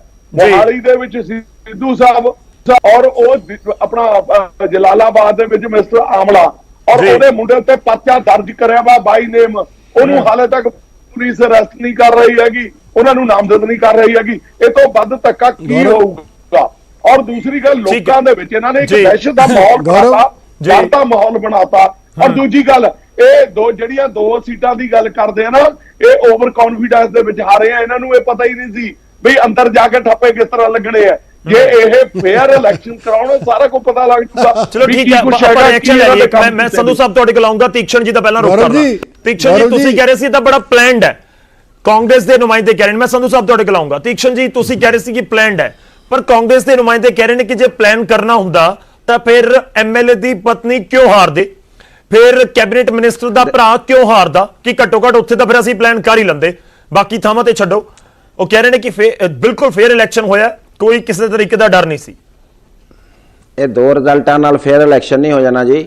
ਐਨੇ ਵੰਟਨ ਸਬੂਤ ਹੈਗੇ ਆ ਜਿਹੜੇ ਸਾਰਿਆਂ ਕੋਲ, ਸਾਡੇ ਕੋਲ ਵੀ, ਸ਼੍ਰੋਮਣੀ ਅਕਾਲੀ ਦਲ ਕੋਲ ਵੀ, ਆਪ ਕੋਲ ਵੀ ਔਰ ਪ੍ਰੈਸ ਕੋਲ ਵੀ, ਜਿਹੜੇ ਦੱਸਦੇ ਆ ਕਿ ਇਲੈਕਸ਼ਨ ਡਰਾਵੇ ਦੇ ਔਰ ਸਹਿਮ ਦੇ ਮਾਹੌਲ 'ਚ ਹੋਇਆ, ਧਮਕੀਆਂ ਦੇ ਮਾਹੌਲ 'ਚ ਹੋਇਆ, ਗੁੰਡਾਗਰਦੀ ਦੇ ਮਾਹੌਲ 'ਚ ਹੋਇਆ। ਮੈਂ ਸੀਕੁਐਂਸ ਵਾਈਜ਼ ਚੱਲ ਰਿਹਾ ਸੀ ਤੁਹਾਡੇ ਕੋਲ, ਵਾਰਡਬੰਦੀ ਤੋਂ ਲੈ ਕੇ ਵੋਟਾਂ ਬਣਾਉਣ ਤੱਕ। ਉਹਦੇ ਬਾਅਦ ਵੋਟਾਂ ਨਾ ਜਿਹੜੀਆਂ ਅਲਾਉ ਕੀਤੀਆਂ 1 ਸਾਲ ਦੀਆਂ, ਉਹਦੇ ਵਿੱਚ ਸਾਰੀਆਂ ਨਵੇਂ ਯੂਥ ਦੀਆਂ ਵੋਟਾਂ ਸੀ। ਨਵੇਂ ਯੂਥ ਤੋਂ ਇਹ ਸਰਕਾਰ ਬਹੁਤ ਡਰਦੀ ਆ, ਕਿਉਂਕਿ ਉਹਨਾਂ ਨਾਲ ਵਾਅਦੇ ਕੀਤੇ ਹੋਆ ਲੈਪਟਾਪ ਦਾ, ਸਮਾਰਟਫੋਨ ਦੇਣ ਦਾ, ਬੇਰੋਜ਼ਗਾਰੀ ਭੱਤਾ ਦੇਣ ਦਾ ਤੇ ਘਰ ਘਰ ਨੌਕਰੀ ਦੇਣ ਦਾ, ਕੁਝ ਨਹੀਂ ਦਿੱਤਾ। ਇਸ ਕਰਕੇ 1 ਸਾਲ ਦੀਆਂ ਜਿਹੜੀਆਂ ਵੋਟਾਂ ਬਣੀਆਂ ਸੀ ਨਵੀਆਂ, ਉਹ ਸਾਰੀਆਂ ਲਿਸਟ ਚੋਂ ਬਾਹਰ ਕੱਢਤੀਆਂ। ਪਰ ਉਸ ਸੂਚੀ ਤੇ ਲਿਖਿਆ ਆ, ਇਹ ਸੂਚੀ ਜਿਹੜੀ ਆ ਅਪਡੇਟਡ 1/1/2022। ਚਲੋ ਆਪਾਂ ਜਵਾਬ ਲੈ ਲਈਏ। ਜੀ ਮੈਂ ਛੋਟਾ ਜਿਹਾ ਜਵਾਬ ਲੈ ਲਾਂ, ਮੈਂ ਤੁਹਾਡੇ ਕੋਲ ਵਾਪਸ ਆਉਣਾ। ਮੈਨੂੰ ਆਪਣੇ ਗੱਲ ਕਰਨ ਵਾਰਡਬੰਦੀ ਦੇ ਵਿੱਚ ਜੀ ਪਲੀਜ਼ ਤੁਸੀਂ ਮੈਨੂੰ ਗੱਲ ਕਰ ਲੈਂਦੇ ਜੀ ਆਪਣੀ ਸਾਰੀ, ਆਪਾਂ ਜਵਾਬ ਲੈ ਲਾਂਗੇ। ਮੈਨੂੰ ਸਾਰੇ ਗੱਲ ਕਰ ਲੈਂਦੇ ਜੀ, ਫਿਰ ਗੱਲ ਰਹਿ ਜਾਂਦੀ ਹੈ ਜੀ। ਉਹਦੇ ਬਾਅਦ ਅਗਲਾ ਸਟੈਪ ਹੁੰਦਾ ਨੋਮੀਨੇਸ਼ਨ ਭਰਨੇ ਦਾ। ਜਿਹਦਾ ਪਤਾ ਲੱਗਾ ਟਿਕਟਾਂ ਕਲੀਅਰ ਹੋਈਆਂ ਜਾਂ ਜਿਹੜਾ ਖੜਾ ਹੋਣਾ, ਉਹਨਾਂ ਨੂੰ ਧਮਕੀਆਂ ਹਰ ਤਰ੍ਹਾਂ ਦੀਆਂ, ਘਰ ਬੁਲਾ ਕੇ ਵੀ, ਟੈਲੀਫੋਨ ਤੇ ਵੀ, ਬੰਦੇ ਭੇਜ ਕੇ ਵੀ। ਬੰਦੇ ਖੜੇ ਹੀ ਨਹੀਂ ਹੋਏ ਜਿਹੜੇ ਆਪਣੀ ਇੱਜ਼ਤ ਬਚਾਉਣਾ ਚਾਹੁੰਦੇ ਸੀ। ਜਾਂ ਐਸੇ ਇੰਸਟੈਂਸਿਸ ਤੁਹਾਡੇ ਕੋਲ ਆ ਚੁੱਕੇ ਆ ਕਿ ਮੁਹਾਲੀ ਦੀ ਤੁਸੀਂ ਗੱਲ ਕਰ ਦਿੱਤੀ ਆ ਵੀ ਇੰਨੀਆਂ ਸੀਟਾਂ ਆਈਆਂ, ਉੱਥੇ ਸਾਡੇ ਕੈਂਡੀਡੇਟ ਦੇ ਘਰ ਵਾਲੇ ਨੂੰ ਜ਼ਹਿਰ ਸੁਇਸਾਈਡ ਕਰਨਾ ਪੈ ਗਿਆ। ਸਾਡੇ ਇੱਥੇ ਕੈਂਡੀਡੇਟਾਂ ਦੇ ਦਫ਼ਤਰ ਤੋੜ ਦਿੱਤੇ। ਸੋਮ ਪ੍ਰਕਾਸ਼ ਜੀ ਸੈਂਟਰ ਮਿਨਿਸਟਰ ਉਹ ਆਏ, ਅਸ਼ਵਨੀ ਸ਼ਰਮਾ ਜੀ ਸਾਡੇ ਪ੍ਰਧਾਨ 2 ਵਾਰੀ ਆਏ, ਔਰ ਕਾਂਗਰਸ ਦੇ ਬੰਦਿਆਂ ਨੇ ਕਿਸਾਨੀ ਝੰਡੇ ਦੀ ਆੜ ਲੈ ਕੇ ਸਾਫ਼ ਉਹਨਾਂ ਦੇ ਚਿਹਰੇ ਸਾਡੇ ਕੋਲ ਫੋਟੋਆਂ ਨਾਲ ਸਬੂਤ ਆ ਸਾਡੇ ਕੋਲ। ਹਾਂਜੀ, ਉਹਨਾਂ ਨੇ ਉਹ ਸਾਰਾ ਉਹਨਾਂ ਦਾ ਕੈਂਪੇਨ ਡਿਸਟਰਬ ਕੀਤਾ, ਬੀਜੇਪੀ ਨੂੰ ਕੈਂਪੇਨ ਤੱਕ ਨਹੀਂ ਕਰਨ ਦਿੱਤਾ। ਇੰਨਾ ਸਹਿਮ ਦਾ ਮਾਹੌਲ ਸੀਗਾ। ਉਹਦੇ ਬਾਅਦ ਅਗਲੀ ਜਿਹੜਾ ਕੁਐਸਚਨ ਆ ਤੁਹਾਡਾ ਪੂਰਾ ਆਪਾਂ ਜਵਾਬ ਲੈ ਲਈਏ। ਤੁਸੀਂ ਇਲਜ਼ਾਮ ਜਿਹੜਾ ਮੈਂ ਕਹਿੰਦਾ ਨਾ ਜਿਹੜੇ ਜਿੱਤੇ ਹੈਗੇ ਆ, ਆਪਾਂ ਜਵਾਬ ਲੈ ਲਈਏ ਸਰ। ਕਈ ਵਾਰ ਜਵਾਬ ਵੀ ਨਹੀਂ ਲਿਆ ਜਾਂਦਾ, ਉਹ ਵੀ ਜ਼ਰੂਰੀ ਹੋ ਜਾਂਦਾ। ਸੰਧੂ ਸਾਹਿਬ, ਮੈਂ ਦਿਨੇਸ਼ ਜੀ ਤੁਹਾਡੇ ਕੋਲ ਆ ਰਿਹਾ। ਸੰਧੂ ਸਾਹਿਬ ਤੋਂ ਇੱਕ ਜਵਾਬ ਲੈ ਲਵਾਂ ਸਰ। ਮੈਂ ਤੁਹਾਡੇ ਕੋਲ ਆ ਰਿਹਾ ਸੰਧੂ ਸਾਹਿਬ। ਗੌਰਵ ਜੀ, ਬੀਜੇਪੀ ਵਾਲੇ ਬੜਾ ਕਹਿੰਦੇ ਸਾਨੂੰ ਜਿਹੜੀਆਂ ਕਰਨ ਦਿੱਤੀ। ਮੈਂ ਕਹਿੰਦਾ ਨਹੀਂ ਸੂਦ ਸਾਹਿਬ ਬੜੇ ਸੀਨੀਅਰ ਲੀਡਰ ਰਹੇ ਨੇ ਬੀਜੇਪੀ ਦੇ। ਕਹਿਣ ਦਾ ਭਾਵ ਇਹ ਹੈ ਅਕਤੂਬਰ ਤੋਂ ਲੈ ਕੇ ਜਨਵਰੀ ਤੱਕ ਹਾਈ ਕੋਰਟ ਦੇ ਵਿੱਚ ਇਹ ਪੈਂਡਿੰਗ ਸੀਗੇ ਸਾਰੇ ਕੇਸ ਰਿਗਾਰਡਿੰਗ ਵਾਰਡਬੰਦੀ, regarding voter list, regarding voter new inclusions. ਇਹ ਸਾਰਾ ਕੁਝ ਹਾਈ ਕੋਰਟ ਦੀ ਸਕਰੂਟਨੀ ਦੇ ਵਿੱਚੋਂ ਨਿਕਲ ਕੇ ਆਇਆ ਹੈ ਔਰ ਹਾਈ ਕੋਰਟ ਨੇ ਇਹਨਾਂ ਦੀਆਂ ਸਾਰੀਆਂ ਰਿਟਾਂ ਡਿਸਮਿਸ ਕੀਤੀਆਂ ਨੇ ਕਿ ਹਾਈ ਕੋਰਟ ਵੀ ਧੱਕੇਸ਼ਾਹੀ ਕਰਨ ਲੱਗ ਗਿਆ ਇਹਨਾਂ ਨਾਲ। ਇਹ ਗੱਲਾਂ ਮਾਰਦੇ ਨੇ। ਔਰ ਦੂਸਰੀ ਗੱਲ ਜਿਹੜੀ ਸੂਦ ਸਾਹਿਬ ਗੱਲ ਕਰਦੇ ਨੇ ਵੀ ਸਭ ਕੁਝ ਕਿਸਾਨਾਂ ਨੇ, ਮੇਰੀ ਗੱਲ ਪੂਰੀ ਹੋ ਲੈਣ ਦਿਓ ਜੀ, ਪੂਰੀ ਗੱਲ ਹੋਇਆ। ਤੁਸੀਂ ਕਹਿ ਰਹੇ ਹੋ ਕਿ ਵਾਰਡਬੰਦੀ ਹਾਈ ਕੋਰਟ ਨੇ ਸਾਰੀਆਂ ਰਿਟਾਂ ਡਿਸਮਿਸ ਕੀਤੀਆਂ। ਜਵਾਬ ਲੈ ਸੰਧੂ ਸਾਹਿਬ, ਜਵਾਬ ਲੈ। ਮੈਂ ਜਵਾਬ ਦਿੰਦਾ ਇਹਨਾਂ ਦਾ ਜੀ। ਮੈਂ ਜਵਾਬ ਦਿੰਦਾ ਜੀ। ਹਾਈ ਕੋਰਟ ਦੇ ਵਿੱਚ ਜਦੋਂ ਰਿਟਾਂ ਫਾਈਲ ਕਰਦੇ ਆ ਨਾ ਜੀ, ਉਹਦੇ ਬਾਅਦ ਇਹ ਇੱਕ ਸਟੈਪ ਅੱਗੇ ਚੱਲ ਜਾਂਦੇ ਸੀ। ਉਹ ਪੁਰਾਣੀ ਰਿਟ ਇਨਫਰੈਕਚੁਅਸ ਹੋ ਜਾਂਦੀ ਸੀ। ਇਹ ਕੋਰਟ ਦੇ ਆਰਡਰ ਤੱਕ ਜਵਾਬ ਦੇਣ ਤੱਕ ਵੀ ਨਹੀਂ ਇਹ ਕਰਦੇ ਸੀ। ਇਹ ਆਪਣੀ ਜਿਹੜੀ ਐਗਜ਼ੀਕਿਊਟਿਵ ਪਾਵਰ ਨੂੰ ਮਿਸਯੂਜ਼ ਕਰਕੇ ਅਲਟੀਮੇਟਲੀ ਲਟਕਾ ਕੇ ਇਹਨਾਂ ਨੇ ਜਿਹੜਾ ਉਹ ਇਲੈਕਸ਼ਨ ਪ੍ਰੋਗਰਾਮ ਆਊਟ ਕਰਤਾ। ਜਦੋਂ ਇਲੈਕਸ਼ਨ ਪ੍ਰੋਗਰਾਮ ਆਊਟ ਹੋ ਜਾਂਦਾ ਫਿਰ ਹਾਈ ਕੋਰਟ ਨਹੀਂ ਸੁਣ ਸਕਦਾ। ਇਹਨਾਂ ਨੂੰ ਪੁੱਛੋ ਹਾਈ ਕੋਰਟ ਨੇ ਰਿਟਾਂ ਸਾਰੇ ਮਾਮਲੇ ਹੁੰਦੇ। ਸੋ ਇੱਥੇ ਵੀ ਸਰਕਾਰੀ ਮਸ਼ੀਨਰੀ ਦੇ ਇਹਨਾਂ ਨੇ ਦੁਰਵਰਤੋਂ ਕੀਤੀ ਆ, ਰੱਜ ਕੇ ਕੀਤੀ ਆ। ਕੋਰਟ ਨੂੰ ਵੀ ਆਪਣਾ ਕੰਮ ਕਰਨ ਜਵਾਬ ਲਓ ਜੀ। ਤੇ ਇਸ ਕਰਕੇ ਫਗਵਾੜੇ ਦੇ ਵਿੱਚ ਗਲਤ ਬਿਆਨੀ ਕਰ ਰਹੇ ਨੇ। ਦੱਸੋ ਫਗਵਾੜੇ ਦੇ ਵਿੱਚ ਦਾ ਜਵਾਬ ਦੇ ਦੇਣ। ਫਗਵਾੜੇ ਦੇ ਦਸਤੇ ਹੋਇਆ ਰਿਟਾਂ ਤਾਂ ਕੈਨਸਲ ਕਰ ਦਿੱਤੀਆਂ ਸਰ। ਸਮਾਂ ਪੂਰਾ ਮੇਰੇ ਕੋਲ ਖਤਮ ਕਰਨਾ ਹੋਏਗਾ, ਆਪਾਂ ਨੂੰ ਵਾਈਂਡ ਅਪ ਕਰਨਾ ਹੋਏਗਾ। ਕੈਨਸਲ ਨਹੀਂ ਹੋਈਆਂ ਕਿਉਂਕਿ ਇੱਕ ਗੱਲ ਹੋਰ ਕਹਿਣਾ ਚਾਹੁੰਦਾ ਕਿਉਂਕਿ ਅਲਟੀਮੇਟਲੀ ਇਹਨਾਂ ਨੇ ਇਲੈਕਸ਼ਨ ਪ੍ਰੋਗਰਾਮ ਡਿਕਲੇਅਰ ਕਰ ਦਿੱਤਾ ਹਾਈ ਕੋਰਟ ਦਾ ਆਰਡਰ ਡਿੱਕੇ ਬਗੈਰ। ਇਸ ਕਰਕੇ ਰਿਟਾਂ ਚੱਲਦੀਆਂ ਨਹੀਂ ਹੈ। ਜੀ ਸੰਧੂ ਸਾਹਿਬ। ਗੌਰਵ ਜੀ, ਮਜੀਠੇ ਬਿਕਰਮ ਸਿੰਘ ਮਜੀਠੇ ਦੇ ਵਿੱਚ ਬਿਕਰਮ ਸਿੰਘ ਮਜੀਠੀਆ ਹੋਣਾ ਦੀ ਜਿਹੜੀ ਲੀਡਰਸ਼ਿਪ ਹੈ, ਉਹਨਾਂ ਨੇ ਆਪਣੀ ਲੀਡਰਸ਼ਿਪ ਪ੍ਰੂਵ ਕਰਤੀ ਹੈ। ਸੁਖਬੀਰ ਸਿੰਘ ਬਾਦਲ ਦੀ ਲੀਡਰਸ਼ਿਪ ਫੇਲ ਹੋ ਗਈ ਹੈ। ਇਹਨਾਂ ਨੂੰ ਅਕਾਲੀਆਂ ਨੂੰ ਤਾਂ ਦੇਖਣਾ ਚਾਹੀਦਾ ਹੈ। ਬਿਕਰਮ ਸਿੰਘ ਮਜੀਠੀਆ ਔਰ ਸੁਖਬੀਰ ਸਿੰਘ ਬਾਦਲ ਦੀ ਲੀਡਰਸ਼ਿਪ ਦਾ ਸਵਾਲ ਇਸ਼ੂ ਹੋ ਗਿਆ ਹੈ। ਇਹਨਾਂ ਦਾ ਅਸਲੀ ਲੀਡਰ ਕੌਣ? ਠੀਕ ਹੈ ਸਰ, ਮੇਰੇ ਕੋਲ ਸਮਾਂ ਖਤਮ ਹੋ ਚੱਲਿਆ। ਸੰਧੂ ਸਾਹਿਬ, ਮੈਂ ਮਾਫੀ ਚਾਹੁੰਦਾ ਵਿਚਾਲੇ ਰੋਕ ਰਿਹਾ ਤੁਹਾਨੂੰ। ਸੁਖਬੀਰ ਬਾਦਲ, ਮੇਰੇ ਕੋਲ ਸਮਾਂ ਖਤਮ ਹੋ ਚੱਲਿਆ। ਜਿਹੜਾ ਤੁਸੀਂ ਜ਼ਿਕਰ ਕਰ ਰਹੇ ਹੋ ਲਾਜ਼ਮੀ ਤੌਰ ਤੇ ਉਹ ਜ਼ਰੂਰ ਜ਼ਿਕਰ ਹੋ ਰਿਹਾ ਹੈ ਇਸ ਸਮੇਂ, ਚਾਹੇ ਜਲਾਲਾਬਾਦ ਦਾ ਹੋਵੇ ਚਾਹੇ ਮੋਹਾਲੀ ਦਾ ਹੋਵੇ। ਦੂਜੇ ਪਾਸੇ ਅਕਾਲੀ ਦਲ ਤੇ ਬੀਜੇਪੀ ਦੇ ਆਪਣੇ ਤਰਕ ਨੇ। ਦਿਨੇਸ਼ ਚੱਡਾ ਸਾਡੇ ਨਾਲ ਆਮ ਆਦਮੀ ਪਾਰਟੀ ਤੋਂ ਜੁੜੇ ਹੋਏ ਸੀ, ਟੈਕਨੀਕਲ ਇਸ਼ੂ ਸੀ, ਉਹਨਾਂ ਦੇ ਨਾਲ ਅਸੀਂ ਗੱਲਬਾਤ ਨਹੀਂ ਇਸ ਸੈਗਮੈਂਟ ਦੇ ਵਿੱਚ ਕਰ ਸਕੇ ਹਾਂ। ਸਾਰੇ ਮਹਿਮਾਨਾਂ ਦਾ ਬਹੁਤ-ਬਹੁਤ ਧੰਨਵਾਦ ਸਾਡੇ ਨਾਲ ਜੁੜਨ ਦੇ ਲਈ। 2021 ਦਾ ਜ਼ਿਕਰ ਬਹੁਤ ਹੋ ਰਿਹਾ ਹੈ, ਚੱਲ ਰਿਹਾ ਸਾਲ, ਤੇ 2022 ਦਾ ਇੰਤਜ਼ਾਰ ਵੀ ਹੈ ਤੇ ਚਰਚਾ ਵੀ ਹੈ। ਪਰ ਕੀ ਵਾਕਈ 2022 ਦੇ ਵਿੱਚ ਤਸਵੀਰ ਇਸ ਤਰੀਕੇ ਦੀ ਰਹਿ ਸਕਦੀ ਹੈ ਜੋ ਮੈਂ ਪਹਿਲਾਂ ਵੀ ਜ਼ਿਕਰ ਕੀਤਾ ਸੀ ਕਿ ਸਿਆਸੀ ਮਾਹਰ ਜ਼ਿਕਰ ਇਹੀ ਕਰਦੇ ਨੇ ਕਿ ਸਿਆਸਤ ਇੱਕ ਚੀਜ਼ ਅਜਿਹੀ ਕਿ ਕੁਝ ਦਿਨਾਂ ਕੁਝ ਮਹੀਨਿਆਂ 'ਚ ਬਦਲ ਸਕਦੀ ਹੈ। ਇੱਥੇ ਤਾਂ 11 ਮਹੀਨੇ ਪੂਰੇ ਪਏ ਨੇ। ਤਾਂ ਦੇਖਣਾ ਹੋਏਗਾ ਕਿ ਪੰਜਾਬ ਦਾ ਮੂਡ 2022 ਦੀਆਂ ਵਿਧਾਨ ਸਭਾ ਚੋਣਾਂ ਤੋਂ ਪਹਿਲਾਂ ਕਿਹੜੇ ਵਾਲੇ ਪਾਸੇ ਨੂੰ ਬੈਠਦਾ ਹੈ। ਵੋਟਿੰਗ ਜਦੋਂ ਹੋਏਗੀ ਵਿਧਾਨ ਸਭਾ ਚੋਣਾਂ ਦੀ ਤਾਂ ਉਸ ਸਮੇਂ ਕੀ ਹੁੰਦਾ ਹੈ। ਸਾਰੇ ਮਹਿਮਾਨਾਂ ਦਾ ਧੰਨਵਾਦ। ਛੋਟਾ ਜਿਹਾ ਬ੍ਰੇਕ ਲੈ ਰਹੇ ਹਾਂ। ਚਰਚਾ ਦੇ ਵਿੱਚ ਇੰਨਾ ਹੀ। ਬ੍ਰੇਕ ਤੋਂ ਬਾਅਦ ਦੱਸਾਂਗੇ ਆਪਣੇ ਦਰਸ਼ਕਾਂ ਦੀ ਰਾਏ।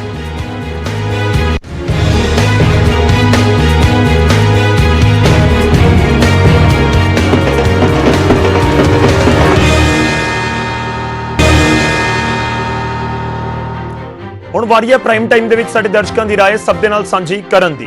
ਅਸੀਂ ਅੱਜ ਜੋ ਸਵਾਲ ਪੁੱਛਿਆ ਸੀ, ਪਹਿਲਾਂ ਉਹ ਤੁਹਾਡੀ ਟੀਵੀ ਸਕਰੀਨ ਦੇ ਉੱਤੇ ਅਸੀਂ ਸਵਾਲ ਪੁੱਛਿਆ ਸਥਾਨਕ ਚੋਣਾਂ ਦੇ ਨਾਲ ਹੀ ਜੁੜਿਆ ਹੋਇਆ, ਕਿਉਂਕਿ ਸਥਾਨਕ ਚੋਣਾਂ ਨੂੰ ਸੈਮੀਫਾਈਨਲ ਕਿਹਾ ਗਿਆ 2022 ਦਾ।